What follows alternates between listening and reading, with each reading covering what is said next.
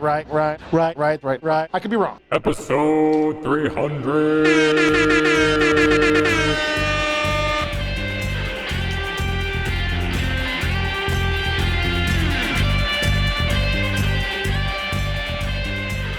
Welcome, everyone, to the 300th episode of Into the Nexus, the podcast all about Heroes of the Storm, but more so, the podcast all about the undying friendship and bro love of two men on the internet named Kyle Fergusson and Garrett Weinzierl. Kyle, my friend, my internet wife, how are you doing today, sir? I'm doing fabulous. Congratulations, Garrett, on 300 episodes. Congratulations, Kyle, on 300 episodes. We've been podcasting actually a lot longer than that together. Yeah. Listen, this is a celebration for you, the fans of this show, because while Into the Nexus is hitting 300, Kyle, you and I have been together a lot longer making content together. In fact, next, I believe it is July of 2020 will be our 10-year anniversary of starting podcasting. I think you technically started a show a month before that, but, you know, it's not with me, so I don't count it. Exactly. We don't just, add on other people's relationships to our anniversaries here. That's the important date after all. It's awesome to be here on episode 300, a milestone, a chance to look back. Though the dev team said, no, you're going to look at the now. And so at the end of today's show, we're gonna, sit on 5 years of Heroes of the Storm and soak it in. But at the top of the show, we've got changes to talk about. So, hey, awesome, perfect, episode 300. Yeah, we're gonna do our job, which is report on the latest patch, because it's a doozy. A lot of things changing in Heroes of the Storm, and I have a feeling for some of you, this, we're going to keep doing episodes, Kyle. We're not taking a holiday break, but I bet for a lot of listeners out there, this might be the last episode they hear for a little bit as they go and, eat ham or hopefully turkey, because I don't like ham, and open presents. Wow, strong stance. I don't like ham. Not a ham guy. So it's all right. It's easier to make, so, it's got that going for it. Yeah, so we've got a normal show for you in that we're going to kick things off with news this week, and we're going to break down the patch literally hero by hero, change by change as a normal episode. But then we're also going to reflect at the end of that. We're going to look back at over 5 years of Heroes of the Storm and doing this here podcast. But before we get to all of that, Kyle, there's even more thanks in store, and that's for the folks that are supporting us over at patreon.com/ITN because, and I mean this in the deepest recesses of my heart, Kyle, we wouldn't have done 300 episodes if it wasn't for the patrons. It certainly wouldn't be the same show. No, it would be we could get on and if there were patch notes, just pull them up and in real time just go, oh, that's interesting. Yeah, we wouldn't have fully formed thoughts or research or anything of that nature. And a lot of the episodes probably wouldn't end up being as long as they've ended up being. So thank you. If you are a current patron, if you're a past patron, if you think you're going to become one at any point in the near future, thank you so much for the support, everybody. And head on over to patreon.com/ITN and check it out. We've got perks for folks. We just launched our ad-free feed, Kyle. So if you're a patron, you now get an RSS feed that you can plug into whatever podcatcher you want and get a version of the show that has no ads at all. So go check that out. And as always, even though it's the 300th, why should we do anything different? We're going to thank 3 of our more recent patrons. So Mad Walrus NZ, thank you. Julian Houtby, thank you. And Trolldan Aerothin, thank you very much. 300 thank yous to those particular, 100 each to each of 100 those each because there's 3 patrons. I mean, we could, it would take a little while, but we could do 300 each. And we'll start now. No. Kyle's going to leave. Wonderful. Well, with that all in mind, let's get to it. This week's Heroes of the Storm news. We're on, boys! Ha-ha! Let's liven up this place! Put me to the stage. Stay a while and listen. We got a patch, Kyle. It came in on December 16th, this past Monday. In case you're listening a little bit in the future and you're like, wait, which patch? Which one do you mean? It's December 16th, and there was a lot of hero changes in here, Kyle. We've got a change to Unstoppable and how it interacts with Blind, but I think the single biggest change in this patch is the adjustment to the way experience globes, the way our first ever Nexus anomaly behaves. We need a new word, because I'm going to say last hitting is back, but that left a lot of people who haven't been following Heroes of the Storm going, oh my goodness, last hitting has been added to Heroes of the Storm? I hate that mechanic. I hate Heroes of the Storm now. Well, no, we're just going back to the way it was with Jaina dropping a blizzard and able to walk away. Last hitting, or getting experience with basic attacks and abilities, if it deals the killing blow, collects the experience. Yes, it's not so it doesn't mean the same thing that it does in Dota. Well, a little bit, right? It's the main difference in those games is still that the AI, the computer team you're on, takes gold for itself. So we're not fighting our team, our core, to collect that XP. It's not leveling up in the background. In those other games, it collects gold and sort of dishes it out across the various heroes, but you get less when you can last hit and take it all for yourself. So you're still on the team. It's still team-based XP, but they decide to add back in the ability for those heroes to clear the lane and get out of range without then having to go make the trip to get those orbs. Yes. Now, what is interesting about this is that if you don't get the last hit, the orb still falls on the ground. Or if, say, no one's in the lane and it's just two waves clashing together and they're dying, it's leaving orbs on the ground. So it is not exactly the same as it worked before, because before, like, there's still like Abathur still going to have a hard time, right? Because Abathur's not like just sitting in a bush, or a Lost Viking just sitting in a bush doing nothing. That's still not going to work. However, all of our mages out there, I bet you're having a party this week, because all my Kael'thas's out there that used to love throwing a flame strike and walking away, it works again, as long as the flame strike actually kills the minions that you hit with it. Jaina's dropping a blizzard, walking away. Congratulations, it works again, as long as the blizzard is killing them. Although, my God, what blizzard is not killing a wave of minions, right?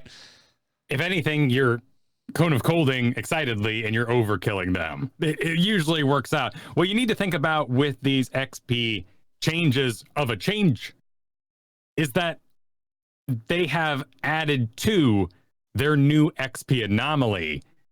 We need to consider the things that they didn't change, because those are still in existence. So experience globes no longer time out while traveling to heroes. Awesome. You ride into lane on a mount, you sort of ride through the lane and it chases you. It's going to keep chasing you. It still has leash distance, but it should get to you and it won't disappear on that journey. That feels good. They will still expire if a hero moves out of range, exactly what I just said. And the 0.5 second delay before experience globes can be collected has been removed. So they power tour you a little faster, but you still have a very, very small range that you need to get into if you didn't do that last hit. So there's still that mini game for Thrall, Varian, Blaze, all of our melee solo laners who might want to collect that stuff. Yeah. I'm really happy because you and I spent a decent amount of time last week kind of lamenting what I think we agreed on, if I'm remembering correctly, what we thought was probably one of the worst feelings of the XP orb change, which is when you are defending a structure, you just feel like you're losing super hard. Yeah. And you're creating XP that you can't reach. Yep. They are on top of their XP, so they are levels above you. We're still having 3-level leads, but let's just, in celebration, welcome back all of our mages. Thank you. You can now rejoin the game, and you certainly did this week. Oh my goodness. And Valas and Lunaras and Falstads, like all of these ranged assassins are back in huge numbers. I walked outside, Kyle, to my wooden, rickety Southern Californian garage, and I opened the manual door. and I took the box of wrenches off the hood, and I ripped that tarp off. And below, as the dust settled, I looked upon a beautiful Zagara. Oh, okay. I see. Yeah, it took me a minute, but it's a Fast and the Furious analogy. Yeah. Oh, Thanks. I was just going with like any movie where like anybody has a down on their luck life, but their apartment's totally freaking rad and they own an awesome old car. And you're just like, how? Like Tron. I can't watch the new Tron because it makes me so mad that he's down on his life, but he has an awesome apartment. I like the neutron. I will not get baited. Yeah, the first thing I did was take Zagara out for a spin because I was just like, oh, yay. My Hydra that just got bored and started murdering things is getting me XP, and my roaches that are getting last hits are giving me XP, and my banelings exploding all over everything. It's getting me XP, Kyle. Yeah. It's wonderful. Yeah. I had, I think it was a 42-minute Hanamura, and I think that was my first Zagara game. How? It was wild. Nobody could end, and we were behind basically the entire game, and we ended up winning. But it was like, actually, it was my first Zagara game because I distinctly remember going, oh, this is not what I wanted my first game on Zagara to be. Was going to be on friggin' Hanamura, but it was just bananas. I think I got really close to 200 stacks because I went the endless auto attack quest. Sure. And it just got silly. Well, thank you, Garrett, for ruining Hanamura for everyone. Because now the devs are going to look at the documents and say, this is not a snowball map. Look, the time averages that this map takes to end are in the healthy zone. That was literally the longest game I've had in probably 2 years. I've had long games too this week. So it has revitalized a lot of different heroes. I didn't include Nazeebo on that list because I think the problem with Nazeebo is that he's too much fun and you can't do anything to stop people from picking Nazeebo. So that's going to happen no matter what balance world we're in, no matter what sort of XP system we are going for. Well, it's better now for Nazeebo, right? If your poison is killing things, you're good to go. Like Nazeebo makes more sense again. So yeah, I dig it. I've seen my first thought, and I saw this thought thrown around a lot on Twitter, on our patron Discord and the like, which is, oh, I wish there was a visual for when my last hit or my ability kill or whatever kills the minion that just instantly an XP orb flies to me, just out of the kill. And I've seen that a lot, and that was my first thought. And then my second thought was that would probably take some time. Would probably need to go through animation because we've seen nothing in the game to make us believe that already existed, right? So exactly. It would have to be a new asset that was made. So I'm kind of looking at this being like they probably just wanted to get the change out there as soon as humanly possible. In their minds, the way I'm reading into this is that they probably saw it as more important to just get it out rather than have a visual for it. And if that's the case, I agree with it. I'm glad that's what they did. If it's not the case, I don't care. I'm still glad that we just got it this quickly. Yeah, the numbers still pop up, so you are rewarded with some text, but I think we would all enjoy seeing that whole lane explode into globes and come flying at us in a big channel. Bring it on. I think we are reaching a more readable world with this XP anomaly. I think we get to keep this now. The range, we can debate that. We can talk about movement speed on the orbs or whatever, but the rest of this, we're really getting there. I'm sad that we don't just adapt, that we aren't like entering some sort of crazy bruiser world, but in the game's life, without direct learning channels like HGC to really showcase extreme changes, it makes sense that the audience was resilient and we had to go back a little bit. Yeah. I'm kind of with you, dude. My kind of gut reaction post the Monday patch is that I really like this. I kind of hope this does stick at this point. It feels a lot better. I have not really been seeing 3-level leads. I've seen quite a few 2-level leads. Quite a few.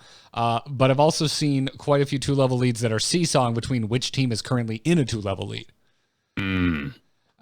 Because I think a lot. I'm probably overselling this, but to me, in my what I'm seeing, it feels like a lot of that is because you can now gain XP while defending, which is something we were not doing before. So I think that has a lot to do with it. I'm seeing teams kind of play safer when they are behind and look for that gank, like look for that get. Like, who's in a lane by themselves where they shouldn't be? Let's get it. Let's get a big chunk of XP, get back into this game. And that has happened time and time again in my games this week. And I'm really enjoying it. I've had some of the sickest comebacks of the year just in the last few days in Heroes of the Storm. Well, and the XP changes have caused those mid-game soak situations to cause enemies or your own team to go deeper because they show up in a lane that's already in progress, not at the start of the match, and they want to get the XP orbs that are already sitting there, which means they're out, which means they're gankable, and comebacks can happen. I agree with you there. I've had some awesome comebacks this week. My situation is extremely unique right now. The high diamond masters is pulling in plats to even out the masters, so my games are basically in the draft. Can I find the plat? And can I beat them to assassin and put that plat on something like tank or something that is more, mistake resilient? Not that tank isn't important. It's a very, very important role. You can do tons of things on it. It is an enabling, anchoring, all those sort of important roles. But you can't have your assassin be your lowest tier player. Also, Garrett, I have a bit of a confession. Oh? Yeah, this week I accidentally left a draft. Accidentally? Well, you see, there was a guy. We already had a Deathwing. And this guy, he really wanted to pick Cho'Gall. And he wanted me to be the Gall. But they started stacking all the giant killers. And so everyone but this one guy was screaming, don't do Cho'Gall Deathwing on one team together. It's going to be too much. They have all the giant killers. And so I panicked, selected Johanna, who was banned, which means I technically abandoned a match and lost 500 points right at the Wall of Masters. But because of the MMR changes, I now get 50 points for every win I get and 50 points off every loss. So if anything, if I completely forget that I made that mistake, I have 10 matches with discounts and bonuses to get back to Masters, and it feels really nice. So you're saying it's a net positive that you abandoned a draft? I could be considered such if we have selective memory about the particular instance. Okay, then. I hope some Heroes devs are listening to this. Yeah, it was a whoops. Oh, well, all right, Kyle. Well, we'll forgive you. All right. I think we can all dig deep and find some forgiveness for one Kyle Fergusson, the banned Johanna picking SOB that he is. How could I? As this goal screamed, do it. Oh, that's wonderful. That's wonderful. Fabulous. Well, we talked about the mages. Steve also put it here. Welcome back, Mephisto, Falstad, Lunara. It all makes sense. I mentioned Azebo. It's all feeling so much better now. Even heroes I wasn't having a particularly bad time on. Like we were talking last week, and I mentioned Sylvanas, and you said you didn't like her, but I'm like, whatever, I don't mind. I'm kind of used to the delay. I'm also not as high as you, so I think people's kind of reaction time to kill the Sylvanas before she ghosts away is lower, but feels way better now because I don't need to worry about it. I don't need to get in lane as much because, like, dude, possession popping again, like possessing like the backline archers. Just like, oh, I just get the XP now. Wonderful. No, that's a good point. Lots of other heroes have been empowered. Asmodan, we didn't even bring up Asmodan. Congratulations, Asmodans. You're back. So many heroes get to enjoy this game again the way they were. Yeah, and unfortunately, Asmodans get to enjoy the game again. To me, that's the biggest that's the biggest downside of this entire patch is that people are playing Asmodan again. Well, I can't blame them. I really enjoy Asmodan myself. I don't pick it in my ranked games, but Asmodan is a very unique hero. You're a person who adjusts your strategy to what is laid before you. Every other person that plays Asmodan in this game doesn't. That's fair. It's the 300th episode. I get to talk smack today. It's basically my birthday.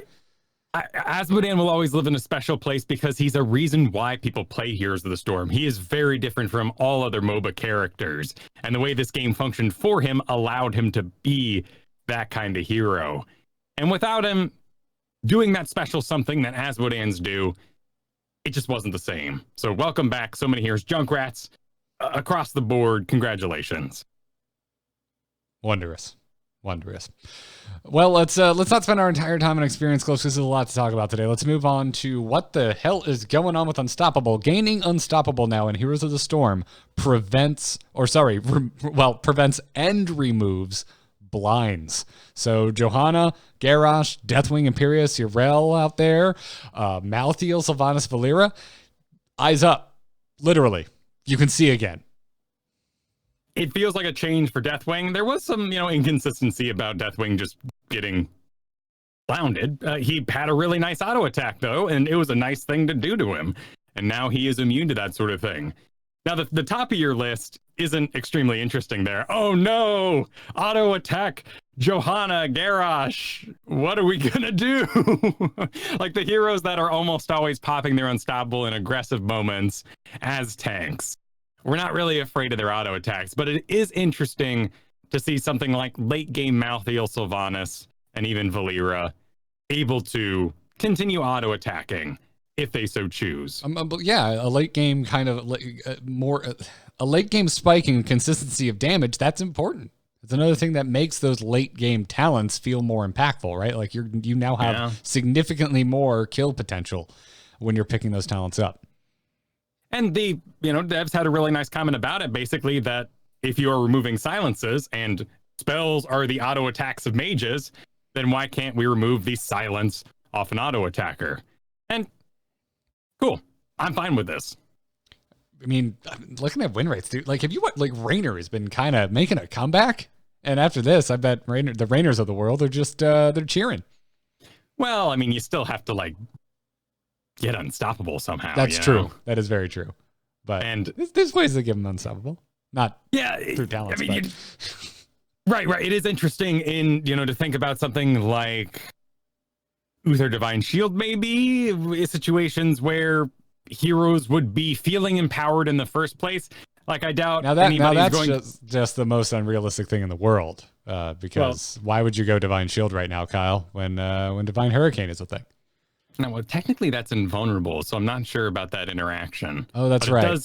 It does cleanse, though. So, and cleanses previously removed blinds, even though you were never like, Lily, what the hell are you doing? Get this blind off me.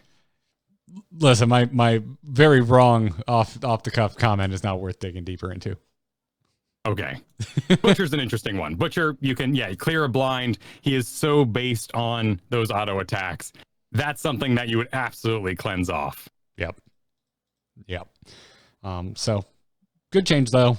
And if you are capable of giving yourself Unstoppable, keep this in the back of your mind. This is now the case. So let's move into heroes, Kyle, and we're just going to follow along with the notes today.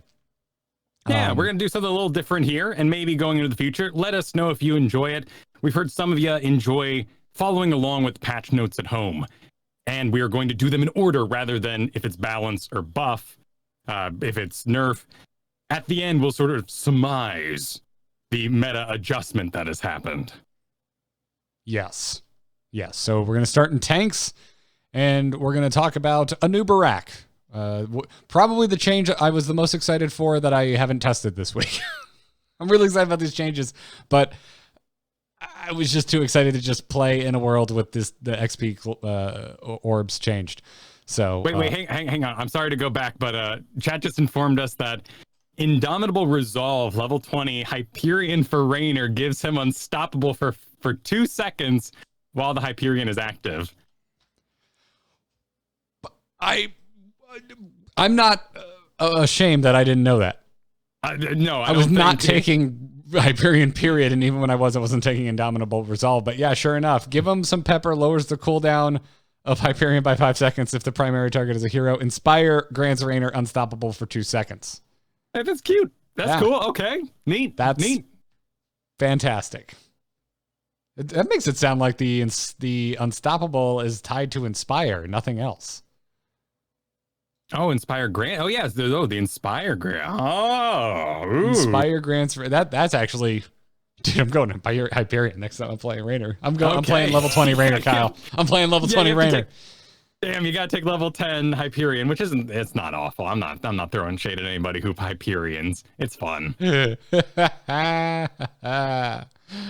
Anyways, let's get back into it. Tanks. Nubarak is up first. They said that these buffs are to some of Anubarak's talents that have been lagging behind their competitors for some time.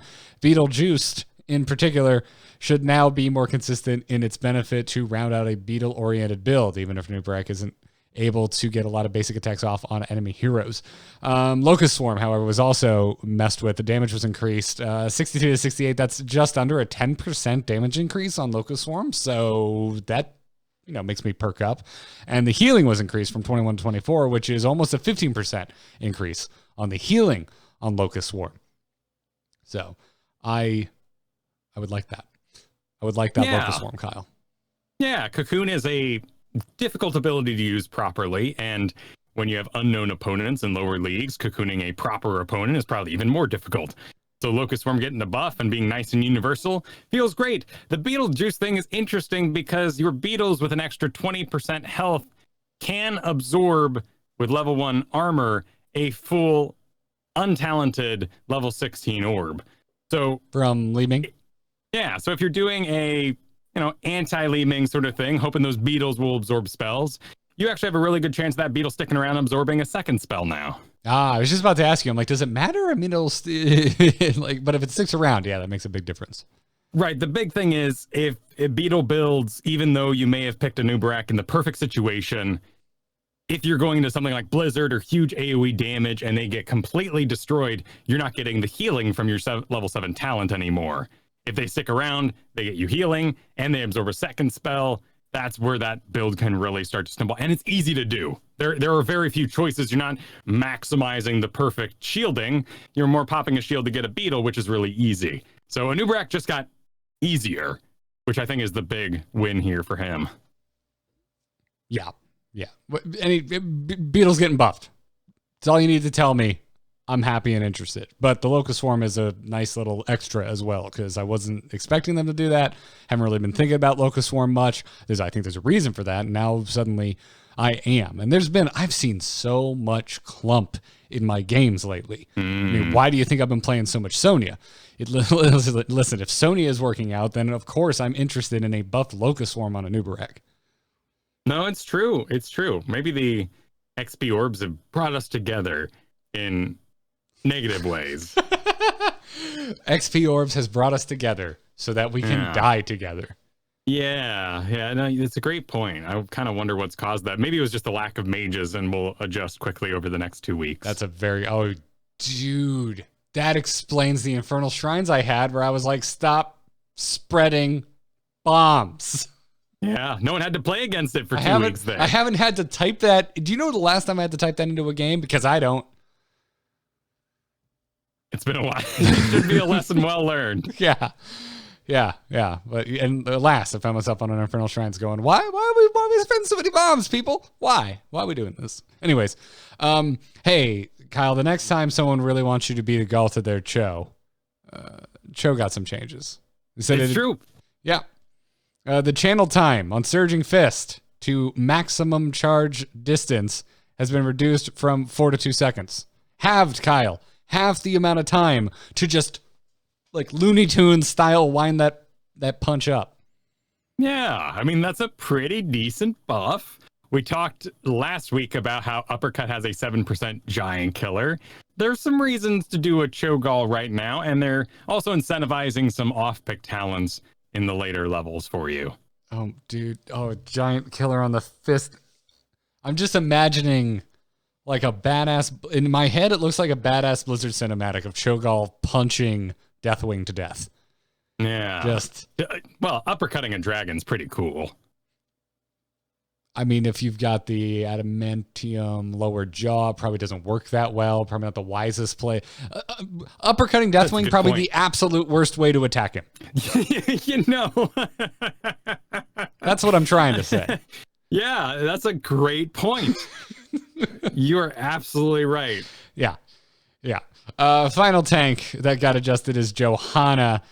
Dev said that she's become a dominant force in the tanking world and is currently the #1 most picked hero at high level play, surprising absolutely no one. And that because of this, they are slightly reducing her health as well as reverting her previous condemn buff. So the health went down from 2,700 to 2,625, and the health regeneration was adjusted accordingly. And the condemn, it was reverted. The damage on condemn is back to 55 instead of the 58 it was previously buffed up to. Lowering tank health is always going to cause a lot of dead Johannas. And I saw that this week. She's still getting bans because people just don't want to fight her. And I think it's also because tanks don't want to be here. We've all been here for too long. This is fine. I welcome some Johanna tame buffs like this to her base build. I can hear Zanehive talking about his stream's exhaustion. Yeah. Right now. In the back of my head, like a Yoda ghost, even though he's, very much still with us. Well, Yoda's still with us too. Is he? Yeah, he literally was a ghost in the new movies too. That's a good point. He's not just like smiling. Yes, and the ghost version is my favorite version of Yoda, which is screwing with you, old crazy old man. Yeah, that's the best Yoda there is, besides Baby Yoda, which may or may not actually be Yoda. It doesn't matter.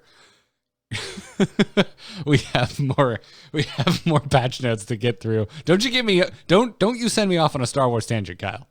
This is the week to do it, so I apologize. Moving on. We bought the wrong tickets. We can't see it till tomorrow night. Oh no. Yeah, we bought Friday on accident. We messed up. We're like, wait, are you doing midnight Friday? Like you? No, 7 o'clock. The first showing of Star Wars is always 7 o'clock now. It's been that way since Force Awakens.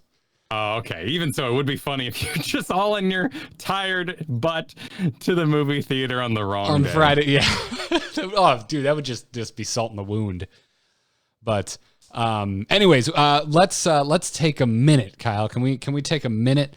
And we can take 300 minutes if we chose. Well, I mean, I really like our sponsors, but I don't even think they want us to spend that much time thanking them for sponsoring this episode of Into the Nexus. And that sponsor is Away Luggage. They're sponsoring this episode of Into the Nexus. You can check out the offering of amazing luggage that Away has to offer over at awaytravel.com/Nexus. Kyle, I'm really lucky. And that is because during the holiday season, that's like the one time of the year I definitely don't have to travel. And I consider myself lucky because traveling during the holidays can be a little on the hectic side. But you can take at least one heck out of that tick with Away Luggage. It's just one more thing you don't need to stress out about because you're covered with the nicest, most well-equipped luggage I have ever had. It's so nice. And if you're like me, you're a carry-on person. You're like, no, I don't trust anyone with my stuff. I like to carry it on. I like to keep it with me at all times. And I like to have a reason not to have to rub knees with someone when I need to charge my stuff waiting for my airplane. And that's wonderful because both sizes of carry-ons offered by Away come with an optional ejectable battery for charging your devices. Kyle, you sitting there? What do? You a Switch guy? You a phone game? You're a phone game guy. You're sitting there playing Roller Coaster Tycoon on whatever smartphone Tycoon, you have. hell yeah. Just burning that battery up. You got a battery right there in your luggage. It's wonderful. Recharge. Let me do you one better here, because everyone travels, but you know what else everyone has? Too many darn old pieces of luggage in their closet. And I just moved, and I had the glorious experience of saying, oh my goodness, I have Away luggage. I get to throw away all these old things that are weird, busted, without zippers. You should treat yourself like an adult this holiday and replace your old and busted stuff. Yeah. Check them out. It's wonderful. I'm a big fan. They've got so many great features. They have a TSA-approved combination lock, 4 360-degree spinner wheels, guaranteed for just the smoothest roll. They also come with a lifetime warranty. Their customer service team will arrange to have it fixed or replaced if your suitcase breaks. And they're on top of all of this is a 100-day trial on everything that Away makes. They make more than just luggage, by the way. You can take the product on the road. You can live with it. You can travel with it. Heck, go get lost with it for 100 days. See if you like it. So go check them out. Again, traveling during the holidays, it is crazy, but getting Away can make every trip a lot more seamless. Visit awaytravel.com/Nexus to learn more. And if you're in the contiguous U.S., order by noon today for free expedited shipping. This is by December 19th and delivery by 12/24. For additional last-minute holiday shipping details, go to their website, awaytravel.com/Nexus right now. Again, that's awaytravel.com/Nexus. And now on to the rest of the patch notes, Kyle. We have Deathwing kicking it off at the beginning of Bruiser. His win rates were cataclysmic last week. Yes, they were a bit high, and they were very, very tame with the nerf they brought in on Deathwing. Yes. So health went down. Sizable health reduction, 3,200 down to 2,920. That is something, for sure. Health regeneration, as always, brought in line with that. So the health regeneration is down as well. Incinerate, W damage went from 85 to 80. Onslaught's damage went from 42 to 40. Also, the damage at the end of the lunge, that little dragon bite, the little chomp, the chompy jump, as I like to call it. Yeah, the chompy jump, yeah. 80 to 75 on that damage. And then Cataclysm had his periodic damage reduced from 12 to 11. Now, that doesn't sound like a lot, but this is periodic, Kyle. If we're already dealing with a small number, going from 12 to 11, however many hits, have a 1 in your mind and then add it all up. That's how much damage they just saved you from that periodic We're talking adjustment. about level 1 values here too. So all of this, builds over time. They messed with his main talents: Draconic Might, Skyfall, Burn Beneath My Shadow, Elemental Plating. Listen, if you put the time into Deathwing, you're going to be fine.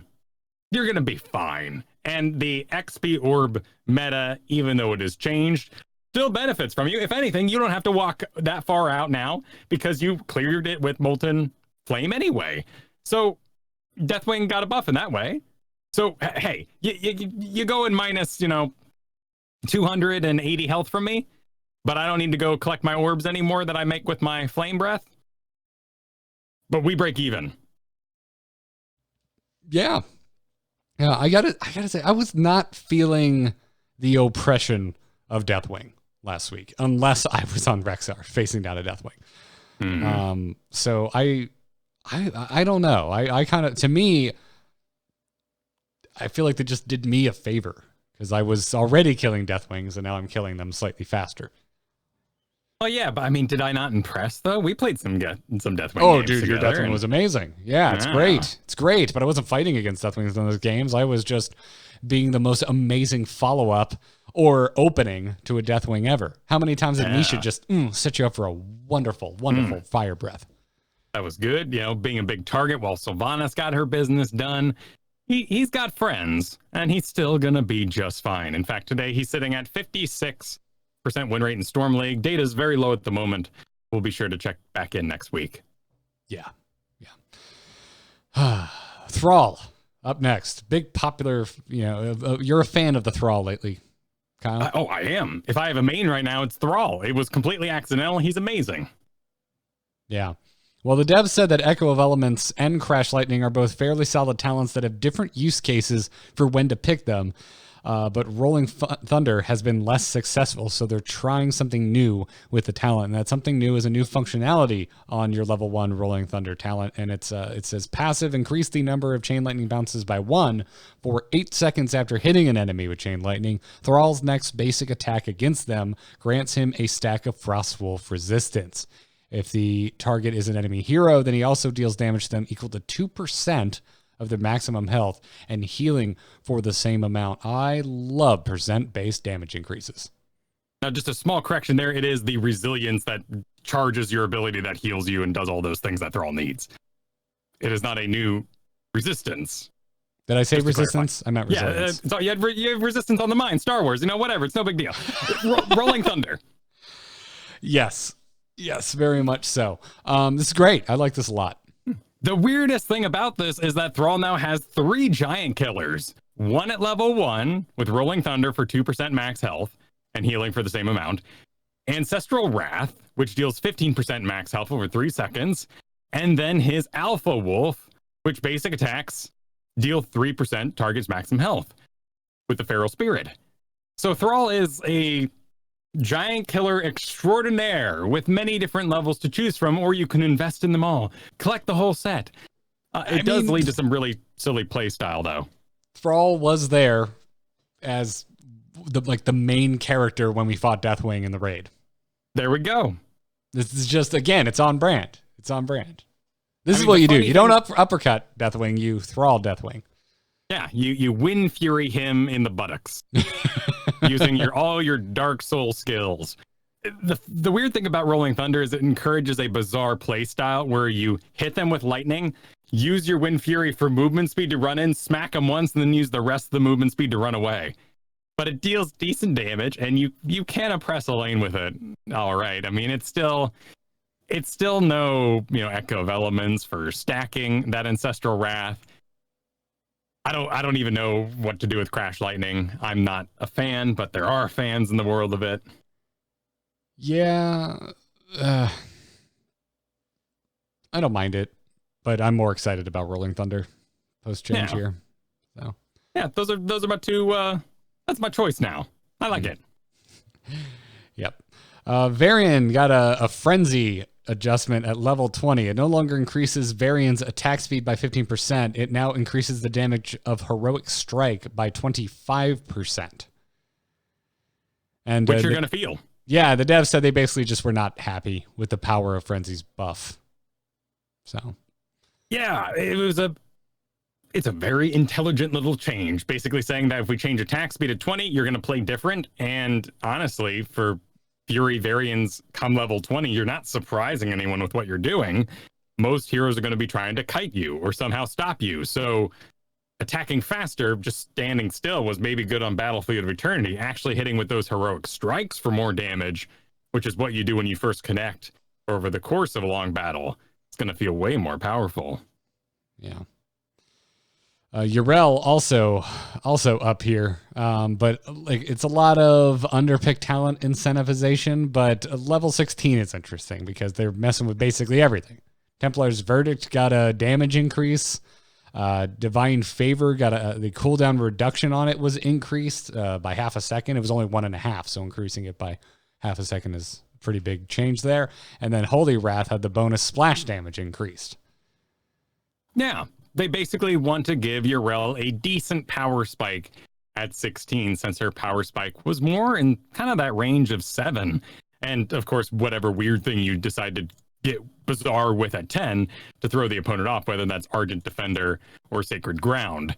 They usually learn their lesson by level 16, and now Yrel's power spike should compensate for that. That's kind of cool. Nice little buff to Holy Avenger too, Mario jumping. Yeah, I mean, dude, level 16, you could probably, it's a 300th episode, you could probably go back to like the first 10 and hear us talking about the importance of level 16 talents, and it's still true. Yeah. So having ones that, don't feel like a big enough power spike, it hurts a little. Because you're not guaranteed to hit 20 every game, so 16 can kind of feel like your final talent fight in some games. Right. It's different if we want to mess with things like Varian, of course, who has a very early power spike because it's early heroic. Or if we want to go easy on power spikes on Tracer in the late game because she has an early heroic. But Yrel's a rather classic build, and now she matches the normal curve of power. Yeah. Let's get into healers. Auriel. Dude, I don't know about you, but I play with an Auriel player quite a bit. His name is Jaribo. He's a great man. Resurrect is... like if you're not watching video, just like bad cheesy Italian the fingers to your lips thing, dude. It's wonderful. First of all, if you resurrect now, the resurrected hero's health has been increased from 50 to 100%. They're resurrecting at full health. The delay before resurrection got 2 seconds shaved off of it. It used to take 5 seconds, now it's 3. And then finally, it says additional functionality, which sometimes you go, I'll just keep reading. No. Pay attention to this one. Auriel can now see her own ghost, and if she presses R while dead, she can self-resurrect. We'll take full credit for that one. Why not? We were talking about that. I just charged headfirst into a keep, because I'm like, let's do it. We've got it. We can do it. And we did. I died. I immediately came back up, and you know what I said, Kyle? I learned nothing. Well, I learned nothing. It was worth, you know? Yes. You YOLO'd, you're worth it. That's how you play a video game. I haven't felt that badass in a very long time. It was also, I want to say post 20, so I had 200% movement speed. Yeah. Oh, wait, no, wait, hang on. I think it's 400%, honestly. Is it 400? That thing's still... Oh, it can't be 400%. Can it? It decays over time, but it is really big because... Oh, no, it is 200%. Okay, I'm about to say. It happened to me a few times. All right. That's amazing. And it was on Sony. It's post 20. That means I've probably also got composite spear because that's all I'm taking nowadays. It's disgusting. Well, this has more to do with how Ariel works than just it seems. Because clearly, resurrecting here at 50% health on old Ariel, you just felt like, oh, well, now there's no way to get them back up. He just explodes, giving you hope, allowing you to heal the person and delaying for your next heal. When you, over 5 seconds, got the resurrected hero up, you had no hope to heal that person with. So them coming back at 100% leaves Ariel the ability to actually heal other people, do other things, focus on other areas, and allows, let's say, Greymane to go absolutely crazy with his own control and volition without a divine shield, messing with his movement speed, coming in at the right moment. She is bannable. She is first 4 bans bannable. If you want to be chancy, second phase bannable, but really, Yrel's a beast. Ariel. Yrel? Oh my goodness. Yrel. Wait. Ariel. Oh my God. We got there. The ghost healer. Ghost angel healer. Yes. I didn't even do it right because she's not a ghost. She's an angel. Angel Biz. Angel whip. Yeah. Angel whip. We'll just call her Angel Whip from now on. Resurrected fun time. Is bananas now. It's wonderful. Brightwing. Greater polymorph talent was messed with. Adjusted functionality. Increased polymorph's range by 30%. If Brightwing hits an enemy hero with arcane flare centered within 2 seconds of being polymorphed, then reduce polymorph's cooldown by 7 seconds and gain 50 mana. Dude, I am so conflicted. I think that was the moment of silence for Greater Polymorph. I'm so conflicted because I'm pretty damn good, if I do say so myself, at landing my arcane flares in the center. I'm pretty good at it, Kyle. Mm-hmm. I don't understand, and I'm not sure I like their complete and utter obsession with arcane flare minutia right now. Yeah, it's gone a little far. It's not the reason I'm picking Brightwing. Yeah, it's like having dinner with a 4-year-old. And they talk about SpongeBob and the conversation moves on, and 5 minutes later they just bring up SpongeBob like we never left. Like, well, there's other aspects of this conversation we can have than arcane flare, but we just keep bringing it into Brightwing. And frankly, Garrett, I didn't do my homework. I picked a Brightwing this week because I had a Greymane Li Ming, and I thought to myself, I'm with Reset City Town. Wouldn't Greater Polymorph just be awesome here? And then there was this moment of extreme sadness when I realized I had to do all this extra stuff to get that reset. Yeah, man, I don't know, but to bring the conversation back to SpongeBob, who casts arcane flare on top of a sheep, Brightwing dragon? Nice. Yeah, I got nothing. That's it. No, that was great. That was great. I don't know who's absorbent and yellow and porous, but I liked what you did there. Uther, we knew this day would come. Yeah. We knew this day would come. Did it come though? No, not really. No, because let me take you on a journey, everyone. Let me take you on a journey just by reading quotes. Okay? You strapped in, Kyle? I'm ready. Developers of Heroes of the Storm say Uther is in a bit of a strange spot at the moment, as he recently had a spike in his win rate, and at higher level play, we've seen him flexed into the main tank role.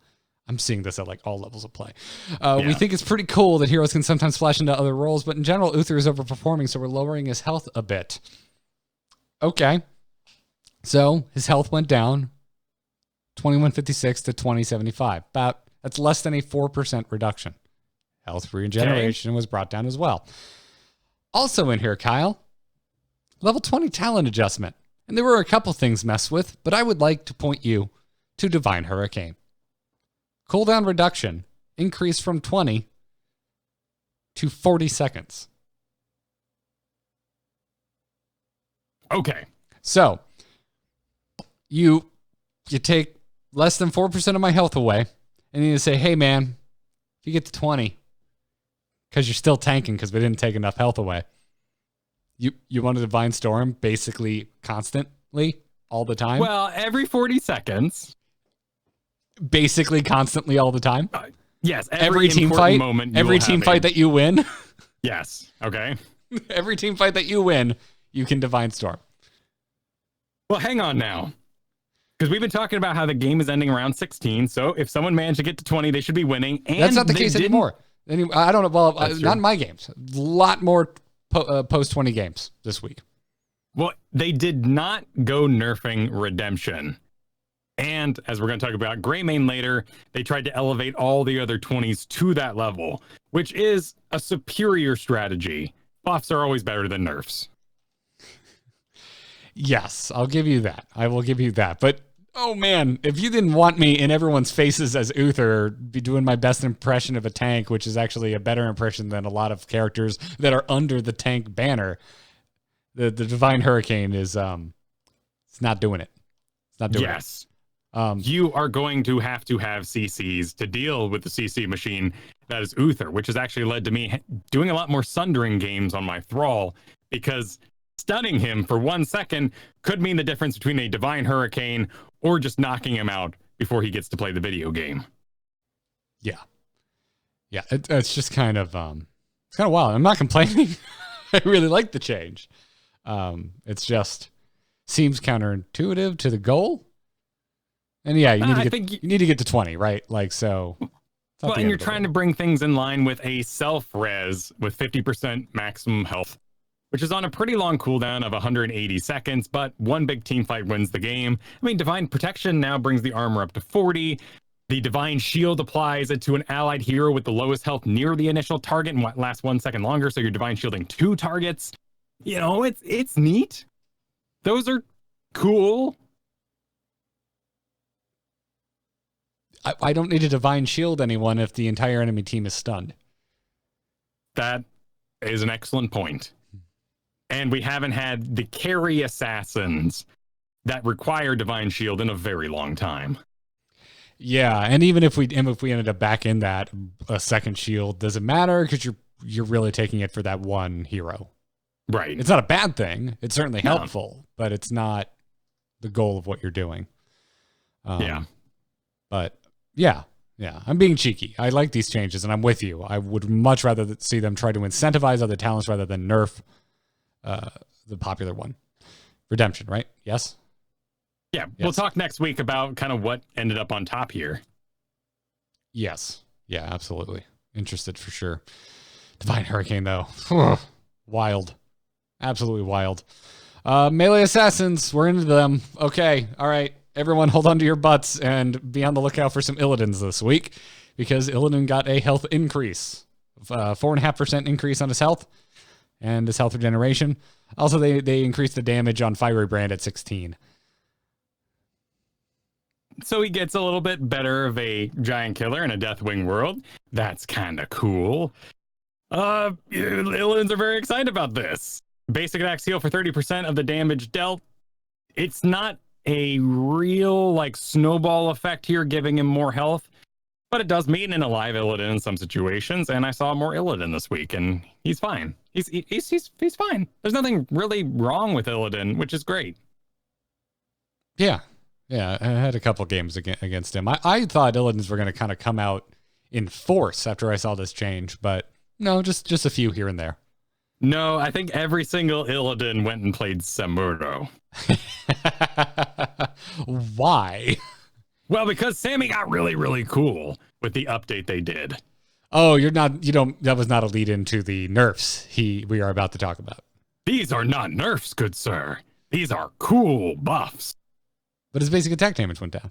I know, that's what you think. On like the surface, any non-Sammy players like, Sammy, you get out of here. We hate you now. But let me tell you a little something about a number of his abilities. First, let me paint the picture with Windwalk. His Wind Walk now has additional functionality and heals Sammy for 1% of his max health every second that he has Wind Walk active. Do you know how crazy it is for Sammy to be able to self-heal himself? He's always farting off in some distant world by himself anyway. The fact that he would lose any health and it would be permanent and affect his illusion's health was huge. With a level 1 talent, when you activate Wind Walk, you can get 5% of your max health immediately. Sammy can, with a well, top himself back up from 0 relatively quick. And before that well took you to half, and you were just stuck. And your illusion sucked, and you sucked. Now, full health Sammys all the time. And that is so amazing. I would like to think that you are crafting this defense specifically to target me and my desire of like, oh, I can be self-reliant off by myself. That's amazing. But you're not. I mean, you're just talking about what Samuro does. Yes, but I mean, look at someone like Maev. Just has no way to control their own health and is a huge burden on the team's support. And because of that, the amount of heal she takes away from the tank and everybody else. And you throw a Vala Maev in there, and you're going to have a real bad time because Vala requires so much attention, and Maev's never going to go in. Like, the fact that Sammy can take care of his own health is huge for the fun factor. Now let's let you. I'm gonna take you on a roller coaster ride. We're gonna descend into nerfdom, and then I'm gonna ride it up. It's gonna be great. You're gonna have that feeling in your stomach as we peak. All right. So Mirror Image now has its cooldown reduced, but the duration is from 18 seconds to 8 seconds. So Split Push Sammy loses a lot of power. Merc Sammy loses a ton of power. Images increase their duration by 1 second every time they or Sammy attack a hero. So they're doing a sort of Alaraki Deathwing switcheroo here, making it so that Sammy has more power in team fights.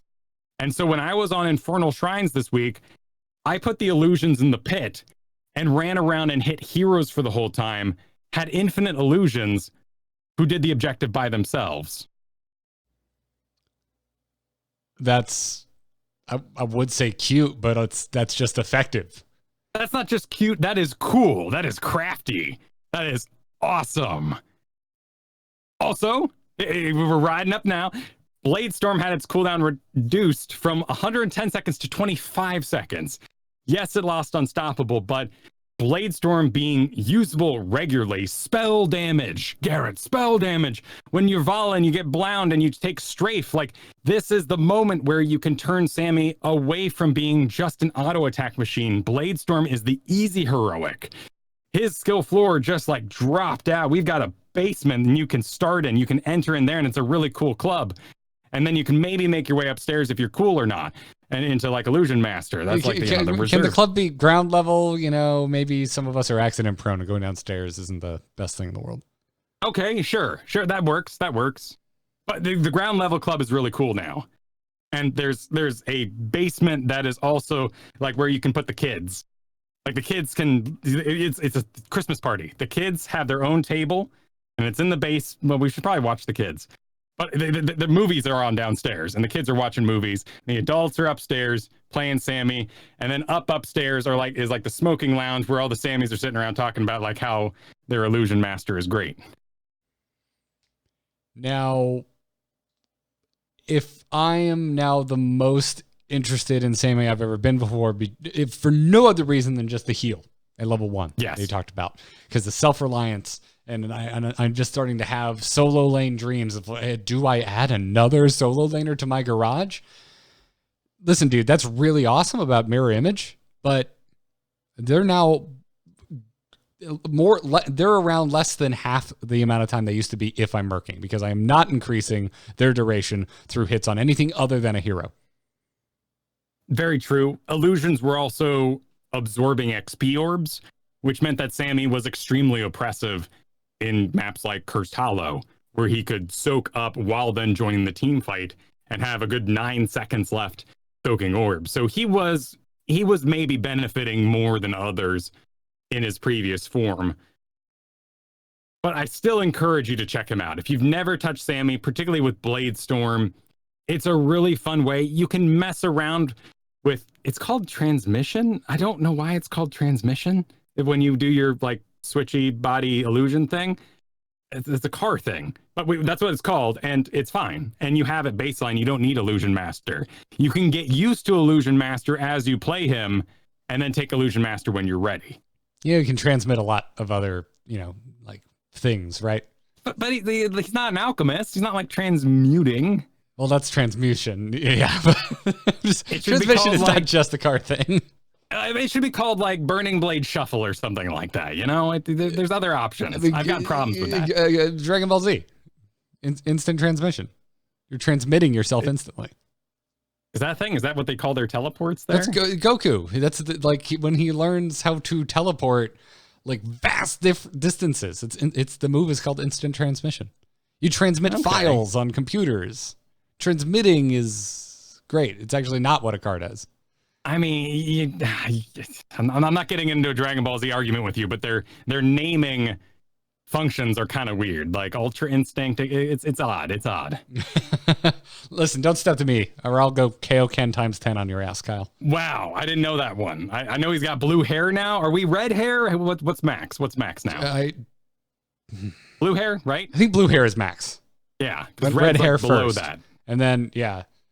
Because you're a god, I'm actually not that far into Dragon Ball Super. I can't speak to it. I haven't gotten to blue hair yet. Okay. I've only gotten to red hair, which is Super Saiyan God form. Oh, sorry. Spoilers. Whatever, man. You know how many photos of Super Saiyan Goku I saw before I ever watched the Frieza saga? It's fine. I apologize. People with it on their shirts and shit. You're going to get spoiled. You're going to get spoiled. Anyways, okay, dude, I'm going to be honest. I was trying to find a way to push back and like find a way to not be completely over the moon about Sammy, but you have sold me. I'm actually really excited on Sammy. Will you, Kyle Fergusson, find it in your heart to take me to the school of Sammy one day? Yeah, absolutely. Cool. Myself, I'd like to go there. I'd like to become a wizarding instructor of the Sammy school, but right now I think my pet project is Probius. But this is really like this is hot stuff. I mean, this is hard to avoid. I'm really having fun with Sammy. I feel it, man. Well, I know you're about to become a Gaul main, so let's move into Ranged Assassin, where mostly underpicked talents for mess with. You're going to see a lot of talent changes if you go look all up. But I would like to point out Leaden Orb. At level 16, the stun duration was increased. It was 3/4 of a second. It is now 1 second entirely in duration. Yeah, there are other talent changes in here as well. We'll see what comes out on top for Gaul. Most of this is just to incentivize his off picks and make him okay. Nice. And then Greymane.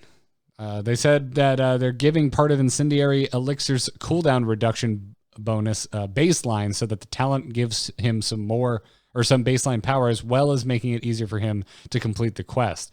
In addition, they're addressing his level 20 talent diversity. This is much in the same effect of what's going on with Uther, which has not been the best. We're giving 3 of his talents significant buffs so that they can compete with Hunter's Blunderbuss, which has traditionally been the go-to option. Unleash now makes it easier to proc, go for the throat, as well as causing those procs to give him significantly more mobility and damage due to resetting his cooldown. For Coldanian Roulette, they're trying the idea of the talent changing Cursed Bullet to be more like a 4th basic ability that can be used multiple times in a team fight or as a potent poke tool. And finally, Tooth and Claw, now also turning Razor Swipe into a significant source of damage. So some really interesting changes here at level 20. Has it had any effect? We'll see. Gilnean Roulette, the Cursed Bullet Augment, is kind of the we're kind of getting that like Brightwing Lucio territory, where we're taking a 30-second cooldown that deals 40% current health, to a 30% current health, but down to 20-second cooldown. Or, well, wait, hang on. A 10-second cooldown on that Cursed Bullet. So you are chambering these things. You are letting it loose. Yes. There's a lot of Greymanes very, very excited about this. And I know we always, on this show, try and temper level 20 things. We're like, well, it is level 20. You're not always going to get... Whatever. We understand that at this point. I think it's okay to get excited about this. Maybe don't play for it, but... And I welcome this philosophy. We are doing the same thing we did with Uther. Hunter's Blunderbuss is amazing, and it's very oppressive. It does everything you want it to do, plus you're usually taking with it something like maybe Quicksilver Bullets or, some Wizened Duelist anyway. So why not just encourage what you've been doing the whole time with your level 7 talent? Now they're trying to say, well, okay, if we take the power to Incendiary Elixir, you can pick a different level 20. We'll see if it works out. Yeah. Either way, Gilnean Roulette, that's handsome. It is. I really, really want to see Greymane's going Unleashed right now, though. Because it increases the damage to go for the throat by 25%. And then if you kill someone with it, it resets the cooldown of all of Greymane's abilities. Yeah. Like, Yeah. It's, I don't know. I really, if you're excited about Curse Bullet, I don't want to take that excitement away because it's fun and it's a different way to play Greymane, right? And I get it. And it feels pretty damn cool, especially against a Deathwing. I think we're falling into a bit of a trap, though, because I see a lot of, like, almost, I would call it frothing enthusiasm for Curse Bullet. And I had a conversation with someone on Twitter, and I'm going to repeat it here, which is, like, I feel like if you're Curse Bullet, like, you're taking Curse, you see a Deathwing and you're like, windmill slam, lock in Greymane, I'm going Curse Bullet, you are leaving a lot up to the rest of your team to follow through, because, like, if you're going Curse Bullet and you're not killing the Deathwing, like, what are you doing? You could have go for the throat and had a much higher chance of actually confirming the kill on literally anyone else but Deathwing on the opposing team. Right, And then you are limiting yourself to maybe targeting Deathwing when other heroes would be more available. That's kind of my point. I'm personally still team go for the throat. And with this new functionality down Unleashed at 20, I'm actually more excited about that than I am Gilnean Roulette. Well, we'll see, because the big advantage of having all your abilities reset would, of course, be that your mobility goes through the roof, and that you could then reposition completely and go for the throat another time. I mean, that transforming into Wolf alone with the go for the throat does leave you vulnerable in those moments, as you have a 3-4 second cooldown, 5 second cooldown on disengage. So you can go for the throat, disengage, roll aggressively, and then go for the throat with your complete reset, as well as, swiping a bunch of times on top of it if you so choose. If you are being a bit more controlled, a lot of people use go for the throat from human form. This may encourage you to use your Dark Flight engage, swipe, go for the throat, roll out, reset, and then do everything else you can. Yeah. Either way, if you're taking either of these two talents, you're significantly increasing your damage output and what you're going to be able to do in a team fight. Sure. It's level 20. Bring it on. It's crazy. Nazebo, Thing of the Deep, spell power bonus was reduced from 10 to 5% for each quest completion. The dev said, sorry, went a little overboard on Thing of the Deep. Again, it's just too fun. I think the issue here, it may have been too powerful. I'd like to see it. All the first pick Nazebos all over the world are just celebrating because they can't stop. And it's not what teams need a lot of the time. So Nazebo's in a weird spot. I love him too. Thing of the Deep allows your zombie wall to be so much more versatile. Reach over walls, get in weird positions, attack forts without being in danger. I think we'll still see a lot of Thing of the Deep Nazebos. Yeah. And then Zagara, Jagged Barbs at level 16. The attack damage bonus was increased from 30 to 40%. Yeah, it's all right. Yeah, we'll see. We'll see what happens with Zagara. Yeah, it's interesting, right? It's you got Mutalisk there. I mean, hell, you even have Corrosive Saliva, which I've taken a couple times into Deathwing this week. Yeah, because you're getting a giant killer. I always thought it was hunter killers only because of the icon. I actually read it the other day, like paid attention to it because I've just been going Mutalisk forever, right? It's your Roachlings too. Your Roachlings get giant killer 1.7% or 1.75% extra damage to the max health of the hero that they're attacking. It's wondrous. It's absolutely wondrous. Well, and with Bile Drop, you get an additional Roach. With all those squishy Valas, Janas, Kael'thas's, fall stats back in the world, a couple of Roaches on those guys cause a lot of damage. Vala has to redirect her auto attacks to take care of them, which means she's out of commission for a time. Kael'thas obviously isn't going to blow a bunch of spells just to get rid of some darn Roaches, but they're chunking him, and he's got to run for the hills. So with these mages back with Deathwing in the game, honestly, at 16, I don't feel like I have the creep to take Jagged Barbs. Yeah, that's a really good point. That is a very, very good point. But hey, if you see the opening, right? If you're looking at the team going, you don't have a lot of creep removal. Yeah, you know, maybe you consider it. But I'm having a lot of fun with Zagara. I'm not gonna be taking her into Storm League anytime soon. So I'm not. I don't know. I'm not thinking that seriously about her. Just enjoying the quick match of it all. You can squeeze it into like Cursed Hollow. The problem with Zagara is still that people see Zagara, they think, oh, we're making an unoptimized team, and we just go weird out the window. Yeah. Well, we're at the end of the of the balance notes, Kyle. So in summation, who would you say falls under the buff category? We got a Nubarak, Cho'Gall, Yrel, Ariel, Illidan, Sammy, and Varian, all sitting on some decent buffs. Yeah. Then on the nerfs, we've got Johanna, Deathwing, Uther, and Nazebo. I think you're going to be fine on basically all of them. Yeah, and they were very tame, but really big air horn winners. Ariel. We got to control the Ariel. That res is a lot of pressure.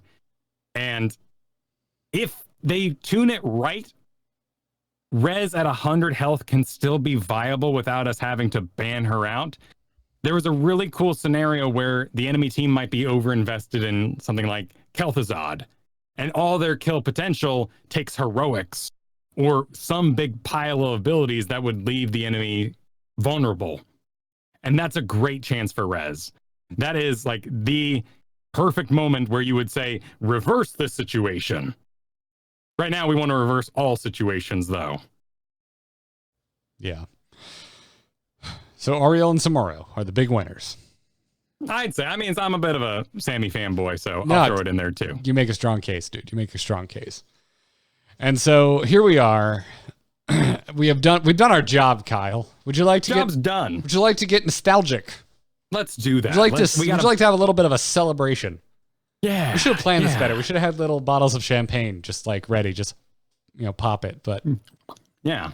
Alas, if you're listening at home and you have access to champagne, enjoy. Dude, 300 weeks, 300 episodes of Into the Nexus. It's bonkers to think about. And you and I were racking our brains. It's like, God, we've had our 100 episode celebrations multiple times now. What the heck do we do? And we're like, well, we should just do our show. That's what we're celebrating, right? Is the show. So why don't we just do it? Do our job. Do what we came here to do.